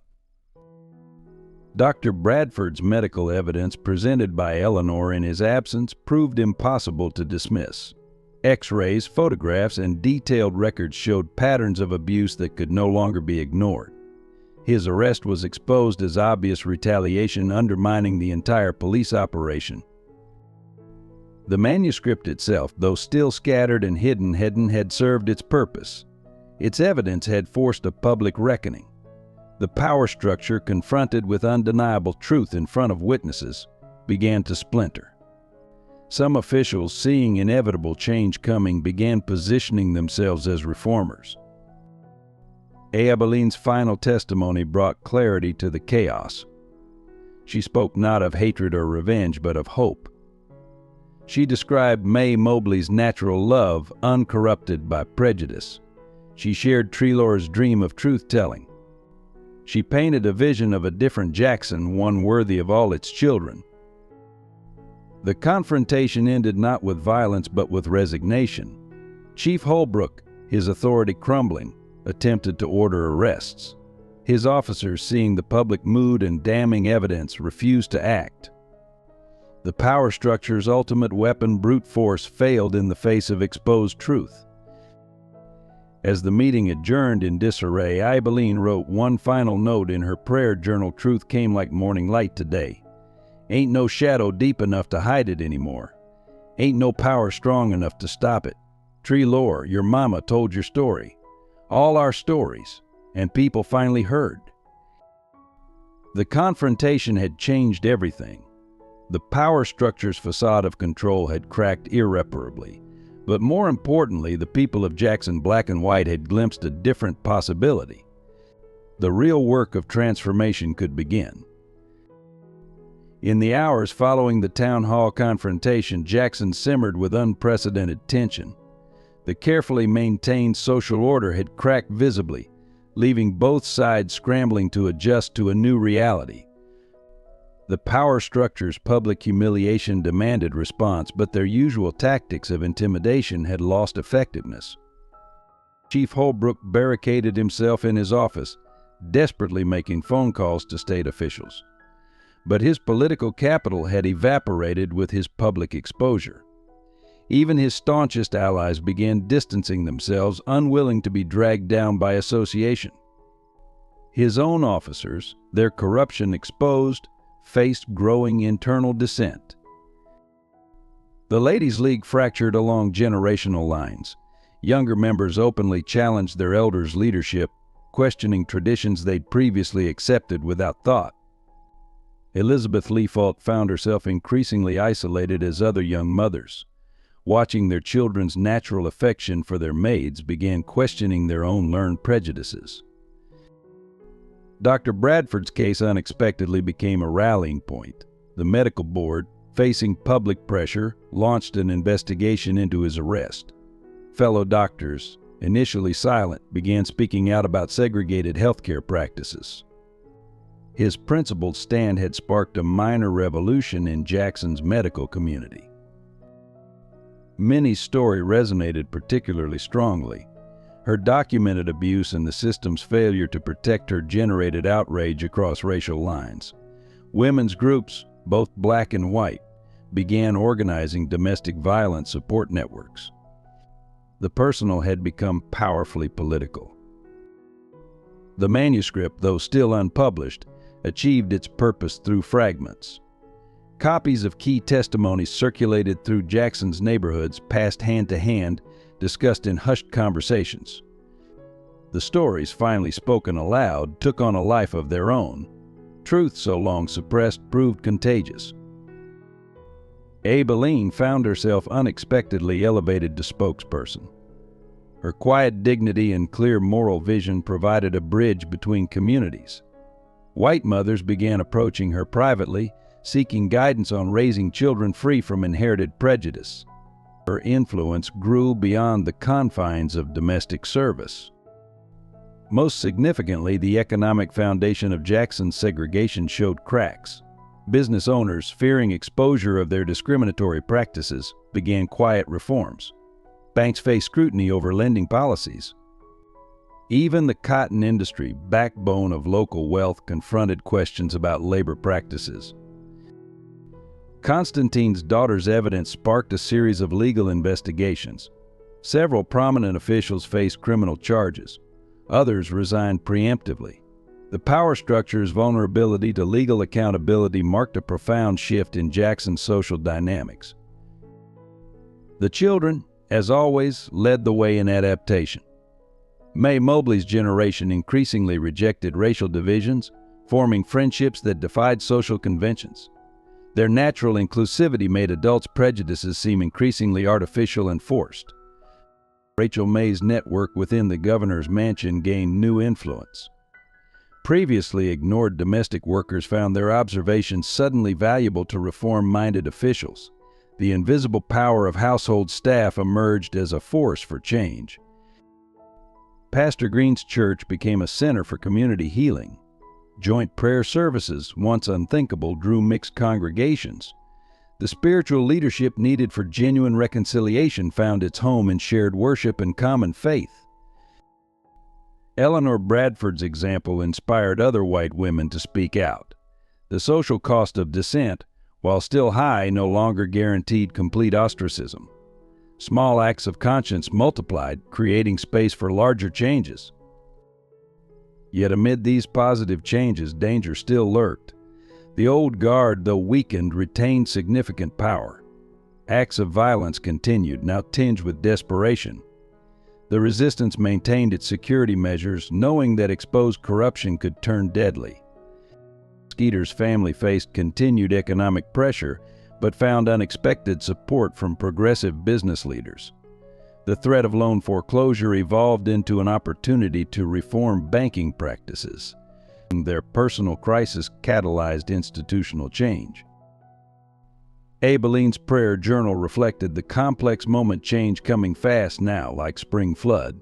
Some trees gonna fall, some gonna bend. But new things growing in the cleared ground. Lord, help us plant good seeds in this turned-up soil. The aftermath brought not revolution, but evolution. Each small change made others possible.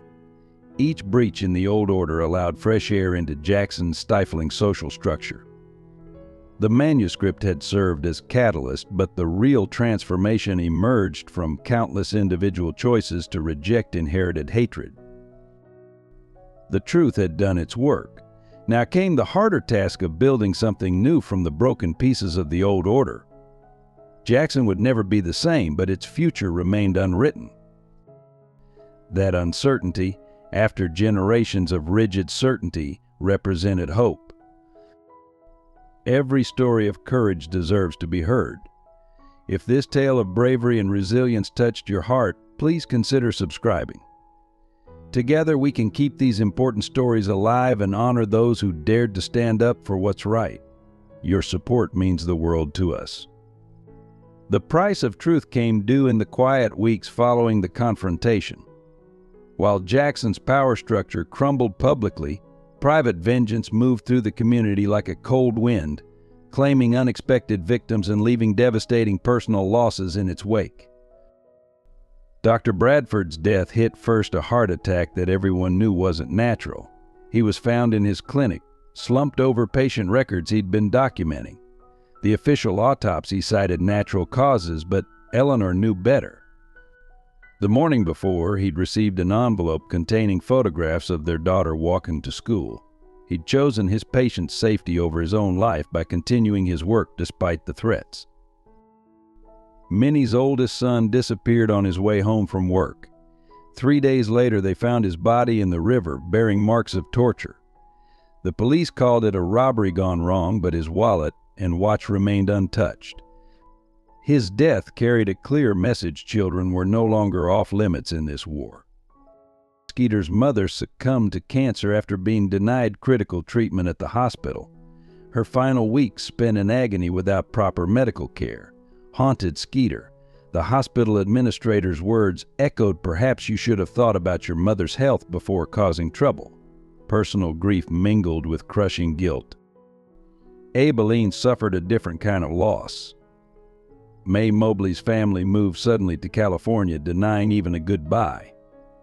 The child's absence created a void that testimonies and resistance couldn't fill.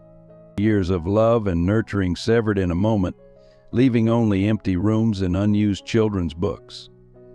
Rachel May lost more than her job at the governor's mansion. Her entire family was blacklisted, unable to find work anywhere in Mississippi. Her teenage daughters, bright students with college dreams, had to leave school to help support the family. Generations of hope sacrificed to survival. Pastor Green's church burned one night, its ashes containing irreplaceable community records and hidden testimonies. More devastating was the loss of their spiritual home, the center that had anchored their resistance. The arsonists were never caught, but their message was clear: even God's house wasn't safe. Constantine's daughter, returning north after delivering crucial evidence, died in a suspicious car accident near Memphis. Her death eliminated their strongest link to Northern publishers and civil rights organizations. More importantly, it silenced one of their most powerful voices for justice. These losses cut deeper than mere tragedy. Each one targeted the heart of their resistance, attempting to break not just bodies but spirits. The power structure, even in its death throes, knew how to inflict maximum pain. Abilene's prayer journal captured their collective grief. Death got many faces. Some quick like lightning, some slow like poison, but the killing they doing now, it's the kind meant to kill hope itself. Lord, help us bear witness. Lord, help us remember. Lord, help us keep fighting. The personal losses transformed their resistance. What began as a quest for truth became a memorial to fallen friends. Each new testimony carried the weight of sacrifice. Each small victory honored those who'd paid the ultimate price. Yet even in loss, they found unexpected strength.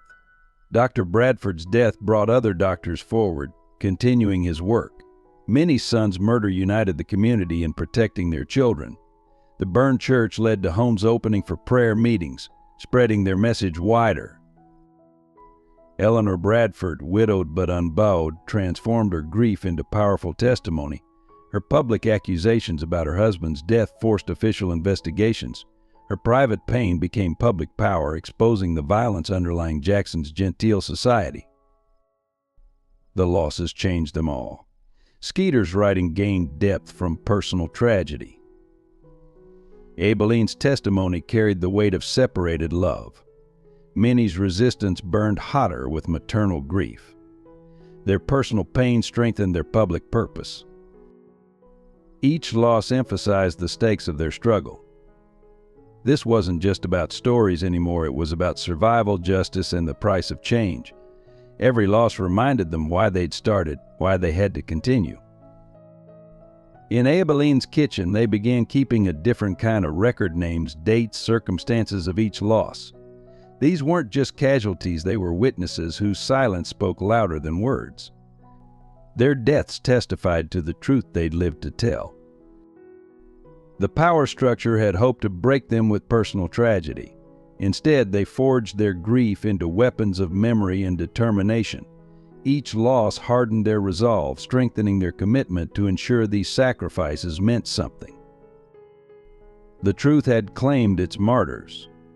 Their blood became its ink.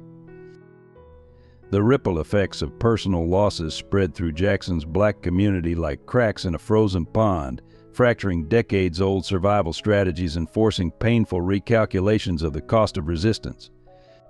The careful balance between dignity and survival maintained for generations suddenly seemed impossible to sustain. The domestic worker network, once a masterpiece of subtle communication, began to unravel. Women who'd shared stories withdrew into silence, burning evidence of their participation. Employment became increasingly scarce as white families, fearful of troublemakers, dismissed maids without cause or reference.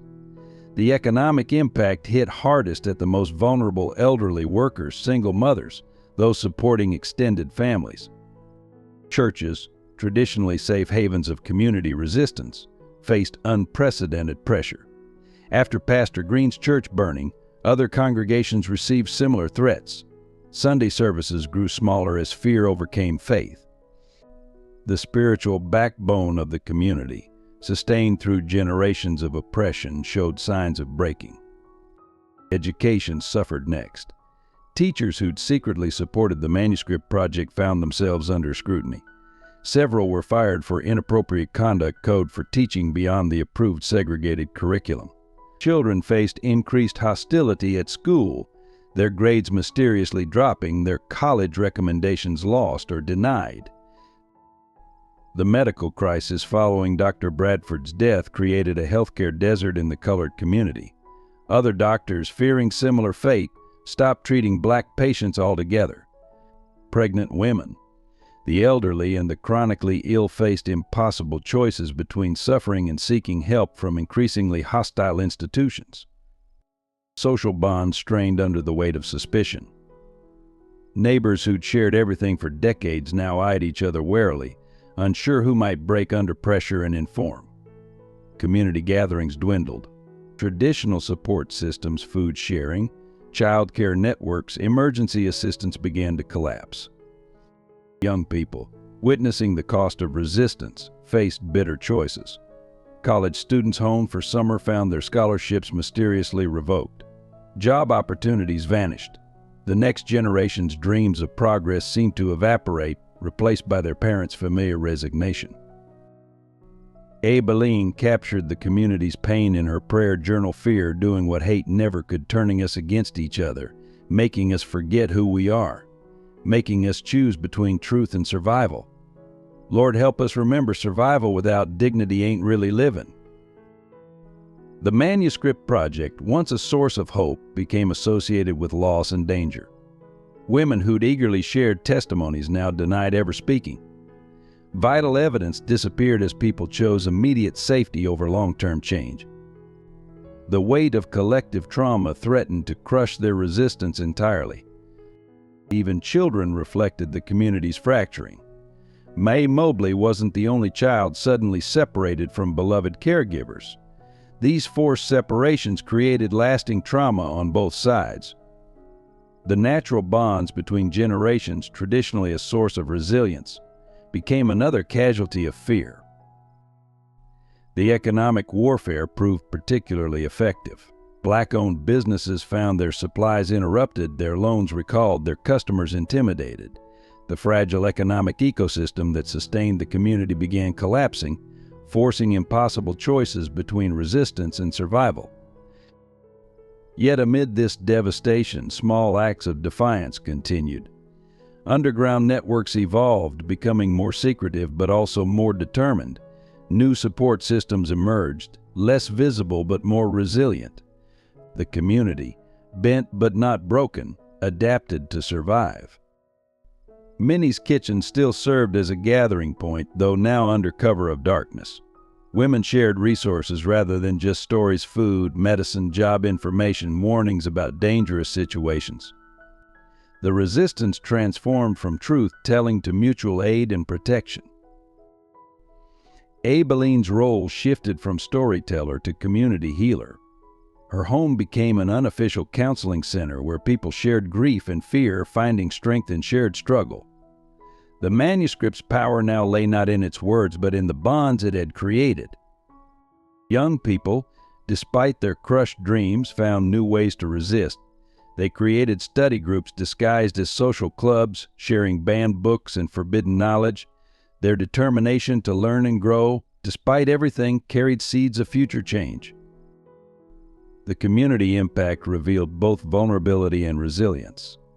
Each broken bond forced new connections to form. Each public silence generated whispered conversations. Each act of oppression sparked subtle acts of resistance. In their darkest moments, they remembered Dr. Bradford's words, "They can break our bodies, but not our truth.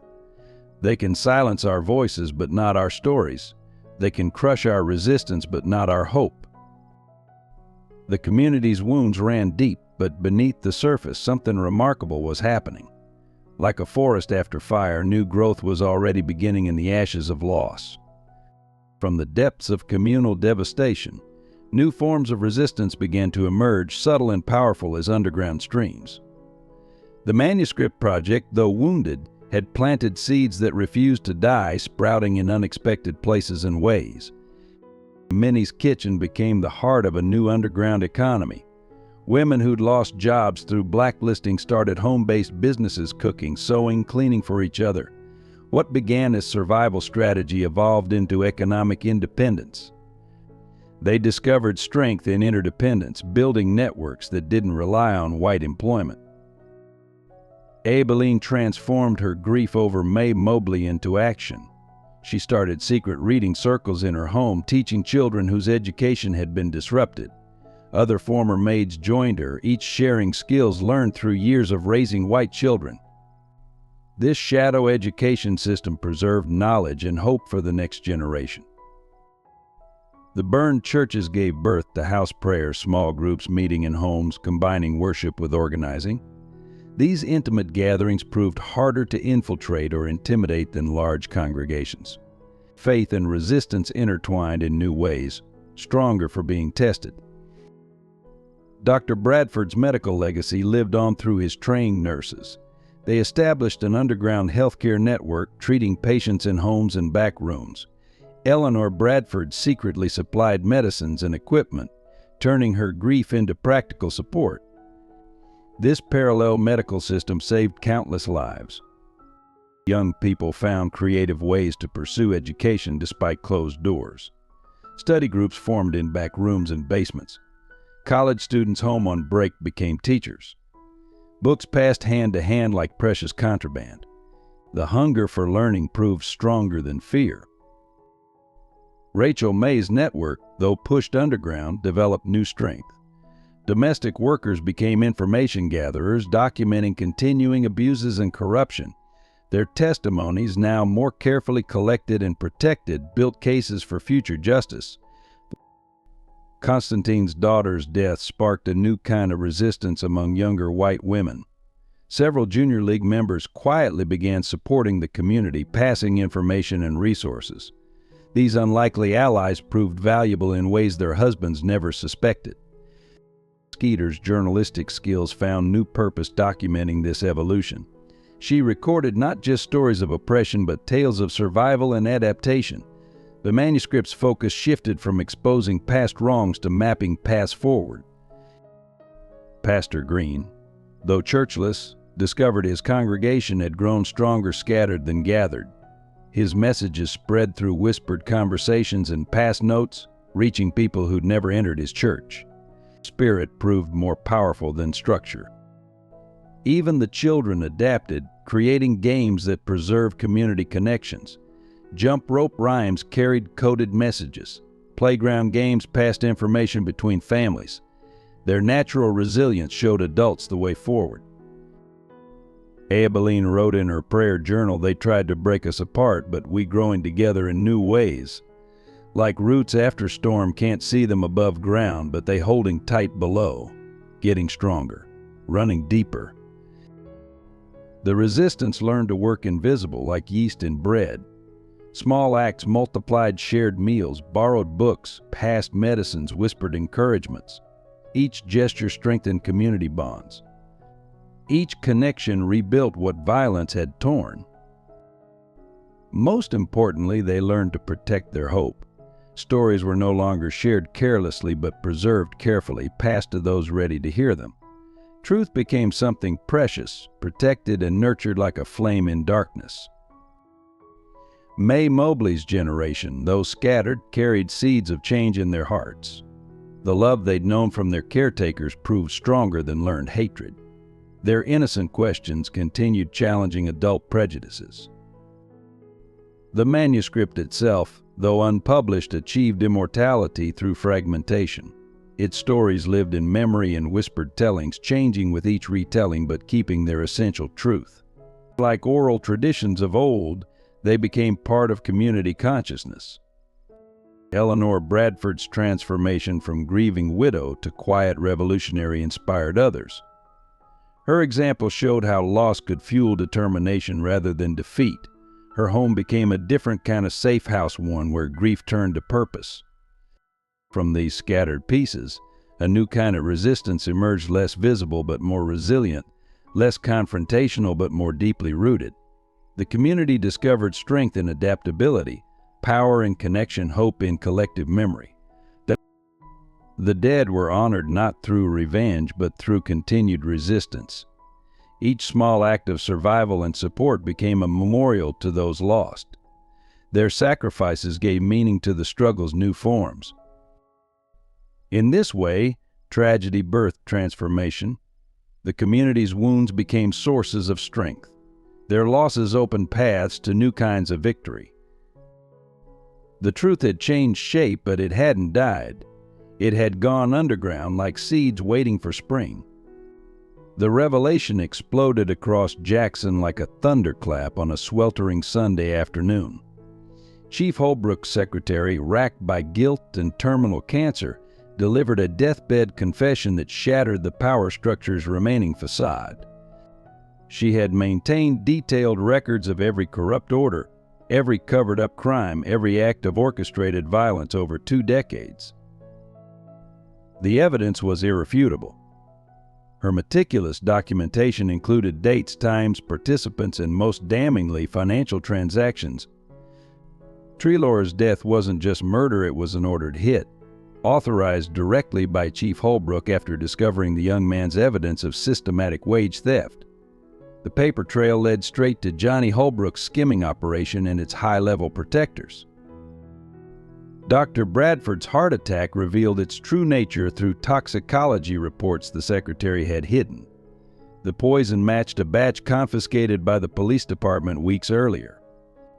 The order for his elimination bore the signatures of 3 prominent businessmen whose medical fraud he'd discovered. Minnie's son's murder connected directly to the power structure's enforcers.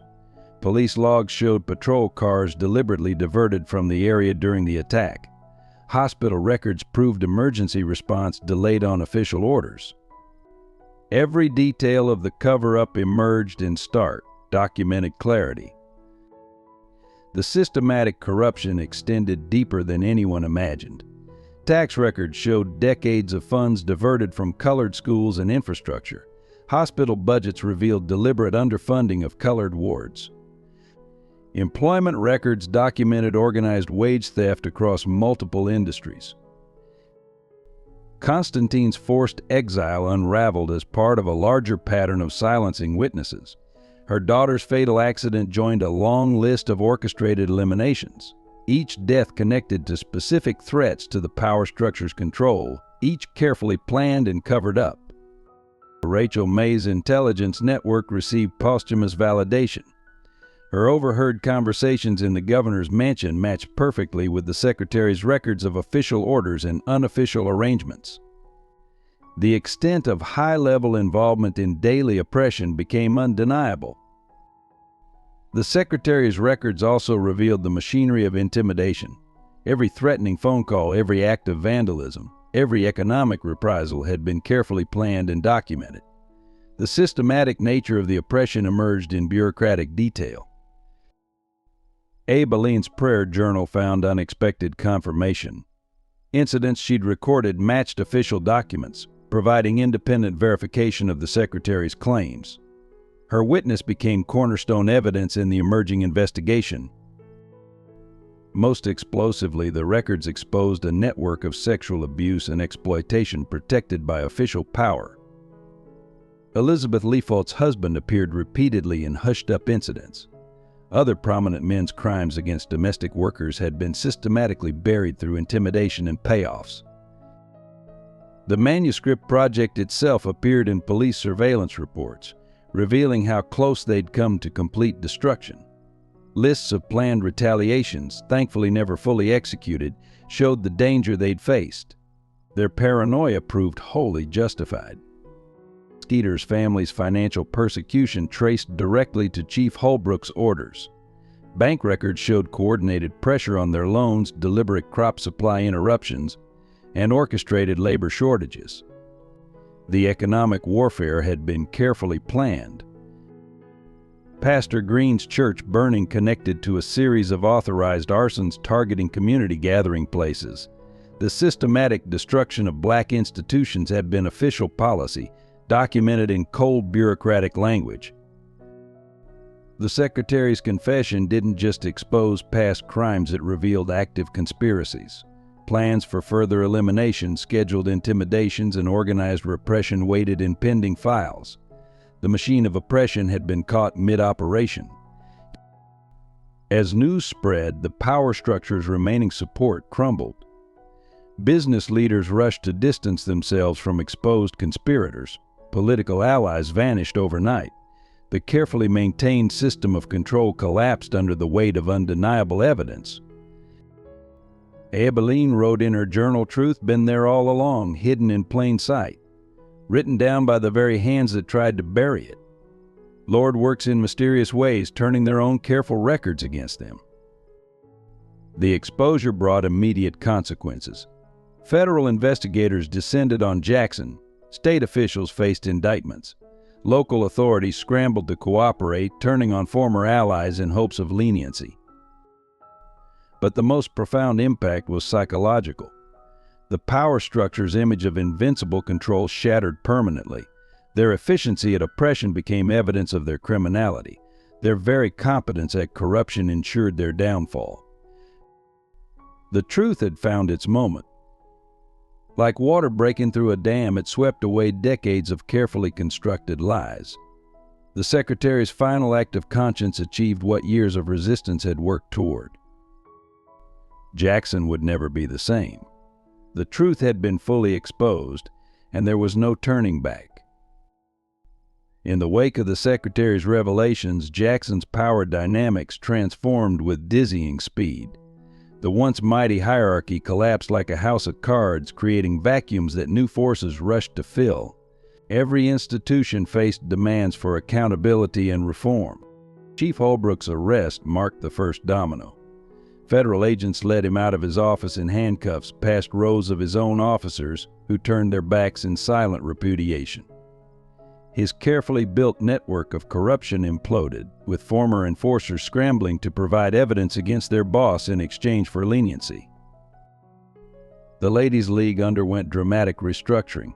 Younger members, led by reformed former antagonists, seized control from the old guard.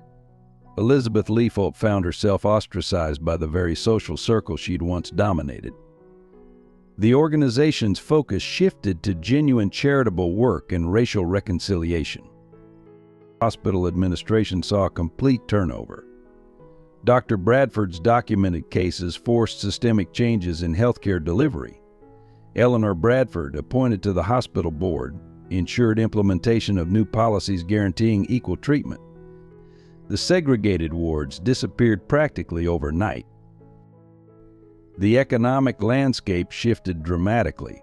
Banks faced audits of their discriminatory lending practices. Businesses rushed to demonstrate compliance with fair employment laws. The cotton industry, particularly, underwent painful but necessary reforms in labor practices and wage structures. Churches led the way in social transformation. Mixed congregations became common as religious leaders emphasized unity over tradition. Pastor Green's new church, built with communal support, symbolized the changing times with its deliberately integrated design and leadership. Education saw immediate impact. School funding equalized across racial lines. Teacher hiring practices faced scrutiny and reform. Most significantly, the next generation's access to opportunity widened as scholarship programs expanded and admission policies changed. The domestic worker network emerged from the shadows, transforming into a legitimate labor organization. Many headed the new domestic workers' union, negotiating contracts that guaranteed fair wages, working conditions, and basic rights. The former maids became labor leaders and workplace advocates. Skeeter's journalistic career soared as national publications sought her perspective on Jackson's transformation. Her articles documented not just the exposed corruption, but the ongoing process of community healing and reconstruction. The manuscript finally found its publisher, becoming a beacon for other communities facing similar struggles. Abilene's role evolved from domestic worker to community leader. Her home became an official education center, providing literacy classes and job training. Her wisdom guided the integration process as both Black and white communities navigated unfamiliar social territory. Rachel May's intelligence network transformed into a formal watchdog organization monitoring institutional compliance with new regulations. Her experience in observation and documentation proved valuable in ensuring reforms weren't just superficial changes. The children led natural integration. May Mobley's generation, reunited as families returned to Jackson, demonstrated the possibility of unlearned prejudice. Their playground interactions became models for adult behavior change. Constantine's legacy found acknowledgement in a scholarship program for aspiring writers and activists. Her daughter's death resulted in a foundation supporting civil rights documentation and advocacy. Their stories, once silenced, became teaching tools for future generations. Eleanor Bradford established a medical scholarship fund in her husband's name, ensuring future generations of doctors would serve all communities equally. His principled stand became part of medical school curriculum, teaching ethics alongside anatomy. The manuscript itself, finally published, became required reading in schools and universities. Its impact extended far beyond Jackson, inspiring similar exposures and reforms across the South. Truth-telling became contagious. Abilene's prayer journal entry captured the moment. Power ain't just shifting hands, it's changing shape. Ain't about control no more. About responsibility. About making things right. Lord, help us use this power better than they did. Most significantly, the community's informal support networks became legitimate institutions. Underground assistance became official programs. Hidden resistance became open advocacy. Survival strategies evolved into empowerment initiatives. The power shift brought challenges alongside opportunities. Old habits died hard. Some resisted change through subtle obstruction. But the momentum of transformation proved unstoppable. Each small victory strengthened resolve for larger changes. Young people particularly seized new opportunities. College enrollment from the Black community soared. Professional careers opened up. The next generation's ambitions expanded beyond their parents' limited horizons. Jackson's transformation became a model for other communities. Visitors came to study their integration process. The painful exposure of truth had led to genuine healing and change. The power hadn't just shifted, it had transformed. From control to cooperation, from oppression to opportunity, from fear to hope. The new structures weren't perfect, but they pointed toward a better future. Truth had done its work. Now came the task of building something worthy of its price. In the year following the Great Revelation, Jackson underwent a metamorphosis that touched every aspect of community life. Like a forest regenerating after fire, new growth emerged from scorched earth, creating something both familiar and radically different from what came before. The manuscript, finally published under the title The Help Untold Truths, became a national sensation. Its raw honesty about both oppression and resistance sparked similar movements across the South. Skeeter's unflinching portrayal of Jackson's transformation from both sides of the racial divide earned her a Pulitzer nomination. More importantly, it provided a roadmap for other communities facing their own reckonings. Abilene's education center flourished beyond anyone's expectations. What began as literacy classes expanded into a full-fledged community college, offering vocational training alongside academic courses. Former maids became instructors, teaching not just practical skills but the history of their resistance. The center's motto, painted in bold letters across its entrance, read, "Education is the seed of freedom." Minnie's domestic workers union grew into a powerful force for labor rights. Their first major victory came with the passage of the Fair Domestic Labor Act, establishing minimum wage requirements, working hour limits, and basic protections. The legislation, initially specific to Jackson, became a model for statewide reform. The former Ladies' League, under new leadership, transformed into the Jackson Unity Council. Their first project involved renovating the old segregated areas of town, ensuring equal access to infrastructure and services. Elizabeth Leafault, in an unexpected turn, became one of their most dedicated volunteers, working specifically with children's integration programs. Dr. Bradford's medical legacy lived on through the Bradford Memorial Hospital, the city's first fully integrated medical facility. Eleanor Bradford's insistence on equal treatment and staffing diversity set new standards for healthcare in the South. The hospital became known particularly for its training program for Black medical professionals, addressing generations of exclusion from medical education. Rachel May's watchdog organization, officially named Truth Watch, developed sophisticated monitoring systems for institutional compliance. Their quarterly reports on hiring practices, wage equity, and service delivery kept pressure on Jackson's power structures to maintain reforms. Their methodology became a template for civil rights organizations nationwide. The children's stories proved especially powerful in maintaining momentum for change. May Mobley, reunited with Abilene through the Education Center, spoke publicly about love transcending racial barriers. Her generation's natural rejection of segregation inspired adults to examine their own learned prejudices. Constantine's legacy found new life through the Constantine Truth in Journalism Fellowship, supporting young writers committed to social justice reporting. The first class of fellows included both black and white students, working together to document ongoing transformation across the South.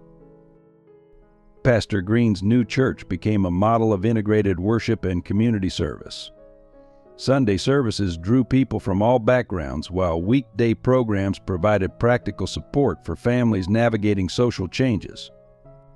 The church hosted regular truth and reconciliation sessions, where community members could share experiences and heal old wounds. Even the physical landscape reflected transformation. The old segregated neighborhoods gradually integrated as property values equalized and discriminatory housing practices ended. Parks and public spaces saw natural mixing of communities. The invisible lines that had divided Jackson began to blur. Abilene captured this period in her final prayer journal entry: "Change ain't just in laws and rules no more. It's in hearts and minds. See it in children playing together, in shared Sunday suppers, in simple daily kindnesses. Ain't perfect yet, but it's real. It's growing. It's alive." The rebirth brought challenges. Old prejudices died hard. Some resisted integration through subtle means. Economic inequalities persisted despite legal reforms. But the community's commitment to transformation proved stronger than resistance to change. Young people led the way in embracing new possibilities. Interracial friendships became commonplace. Professional aspirations expanded. The next generation grew up seeing diversity as normal rather than threatening. The manuscript's impact continued to ripple outward. Other communities sought guidance in confronting their own histories. Jackson's experience provided both warning and hope. Change was painful but possible, costly but worthy. Most significantly, the truth itself underwent transformation. From weapon to healing tool, from source of fear to foundation for growth, truth became the soil in which new community grew. The stories once whispered in fear became taught in classrooms, ensuring future generations would understand both the cost and value of justice. Jackson's rebirth wasn't perfect, but it was genuine.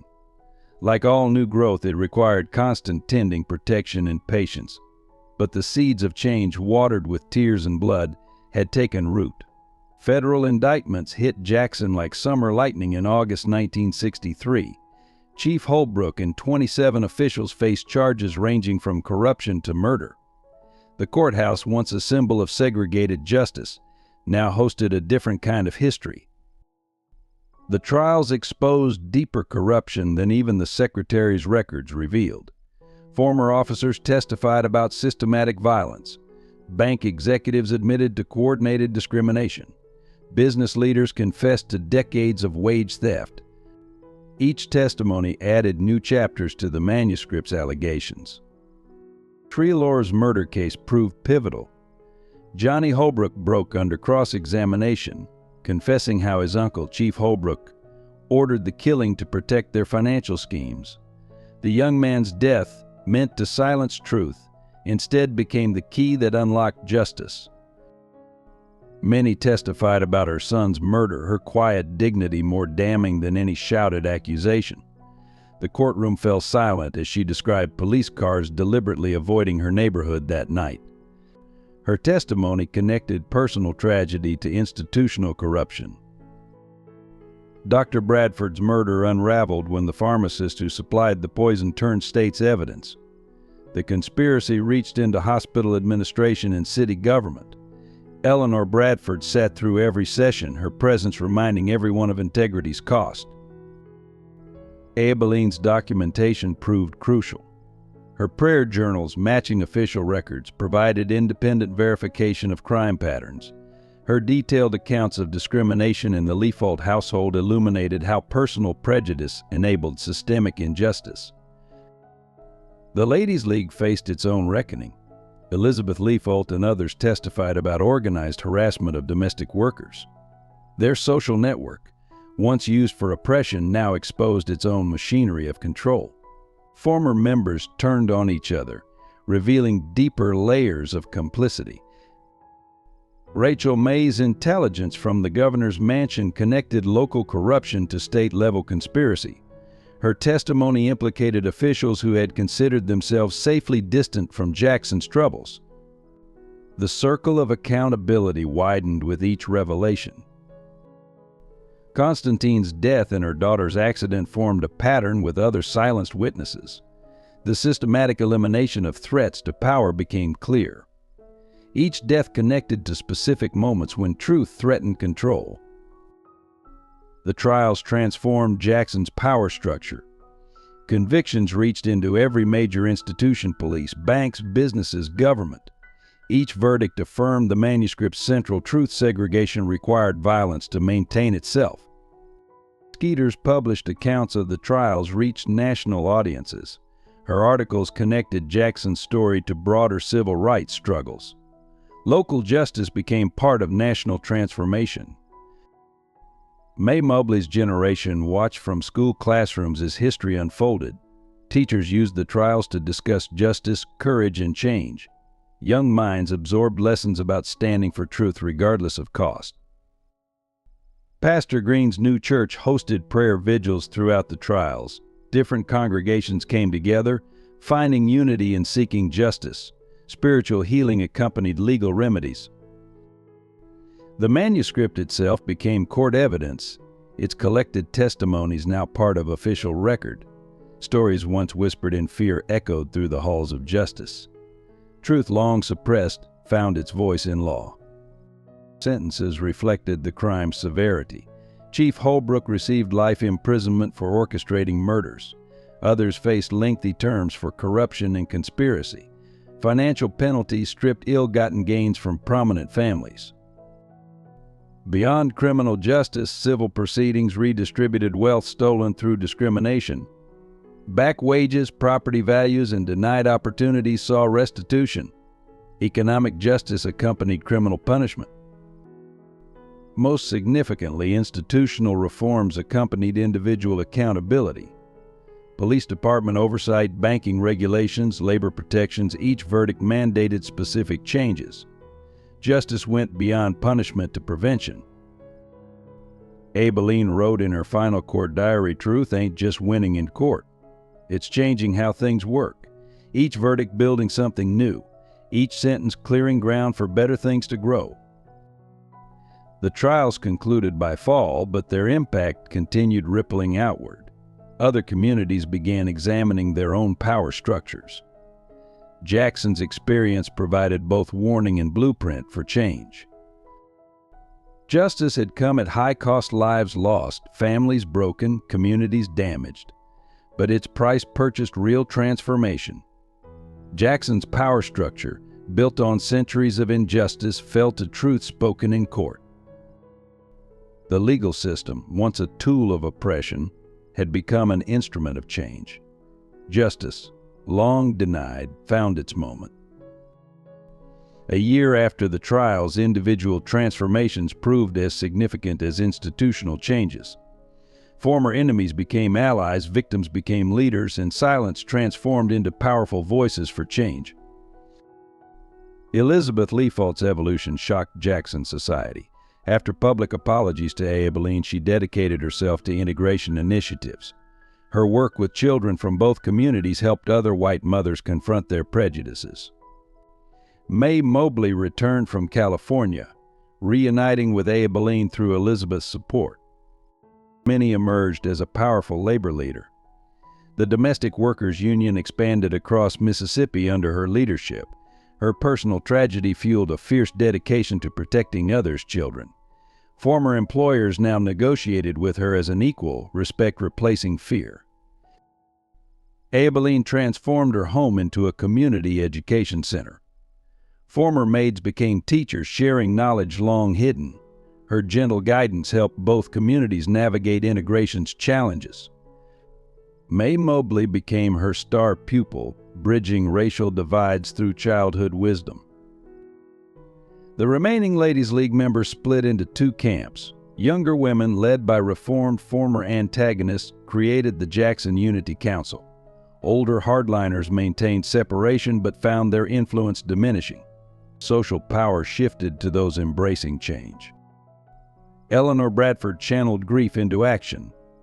The Bradford Medical Foundation provided scholarships for Black medical students. Her social connections, once used for exclusion, now opened doors for integration. Former critics became supporters, as results proved her right.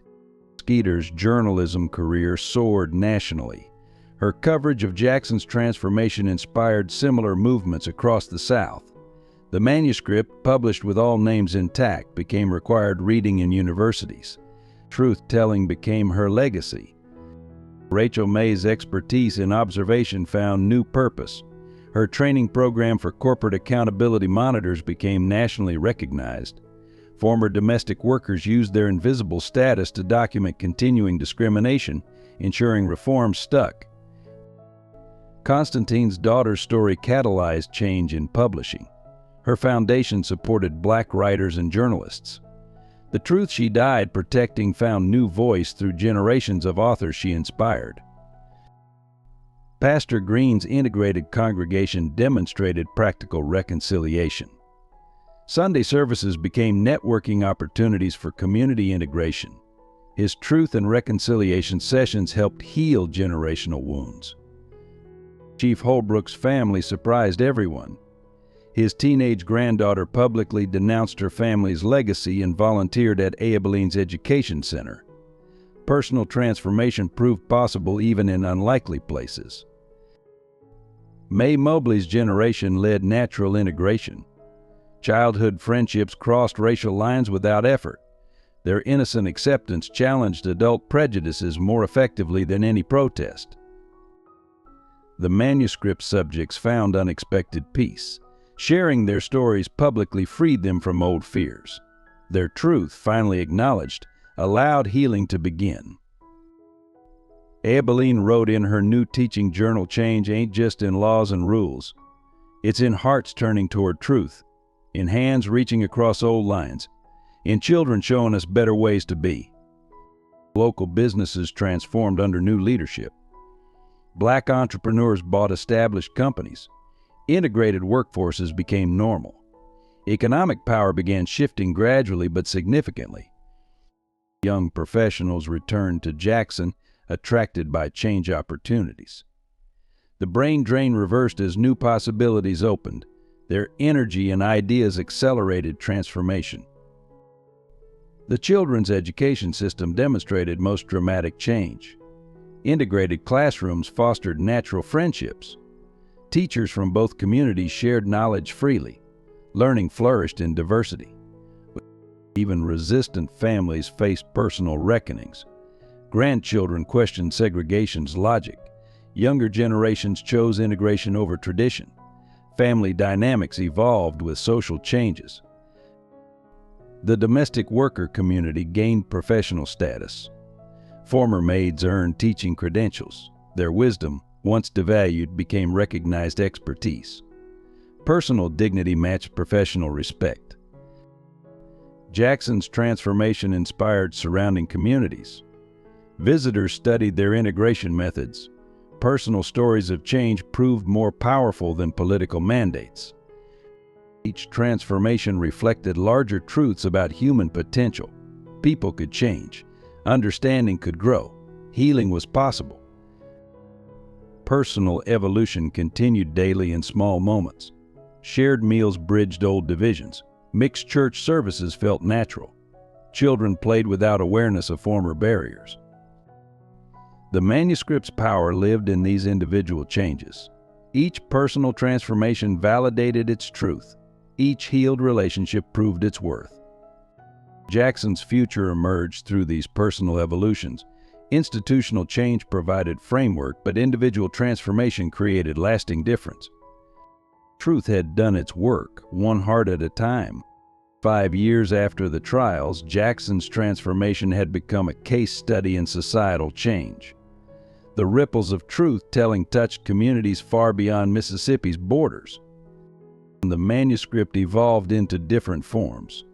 Universities taught it in sociology courses.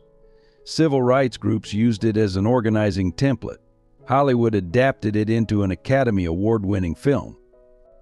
But its deepest impact remained personal. Countless readers found courage to tell their own truths. Abilene's Education Center grew into the Truth and Reconciliation Institute. International visitors studied their methods of community healing. Her curriculum, combining practical skills with social justice, became a model for adult education. Mae Mobley, now studying education, planned to continue her legacy. Minnie's labor movement reshaped domestic work across the South. Standard contracts, healthcare benefits, educational opportunities, changes unimaginable before now became normal. Her son's death had sparked protections for generations of workers' children. The Bradford Medical Center led healthcare integration nationally. Their policies on equal treatment and staff diversity set industry standards.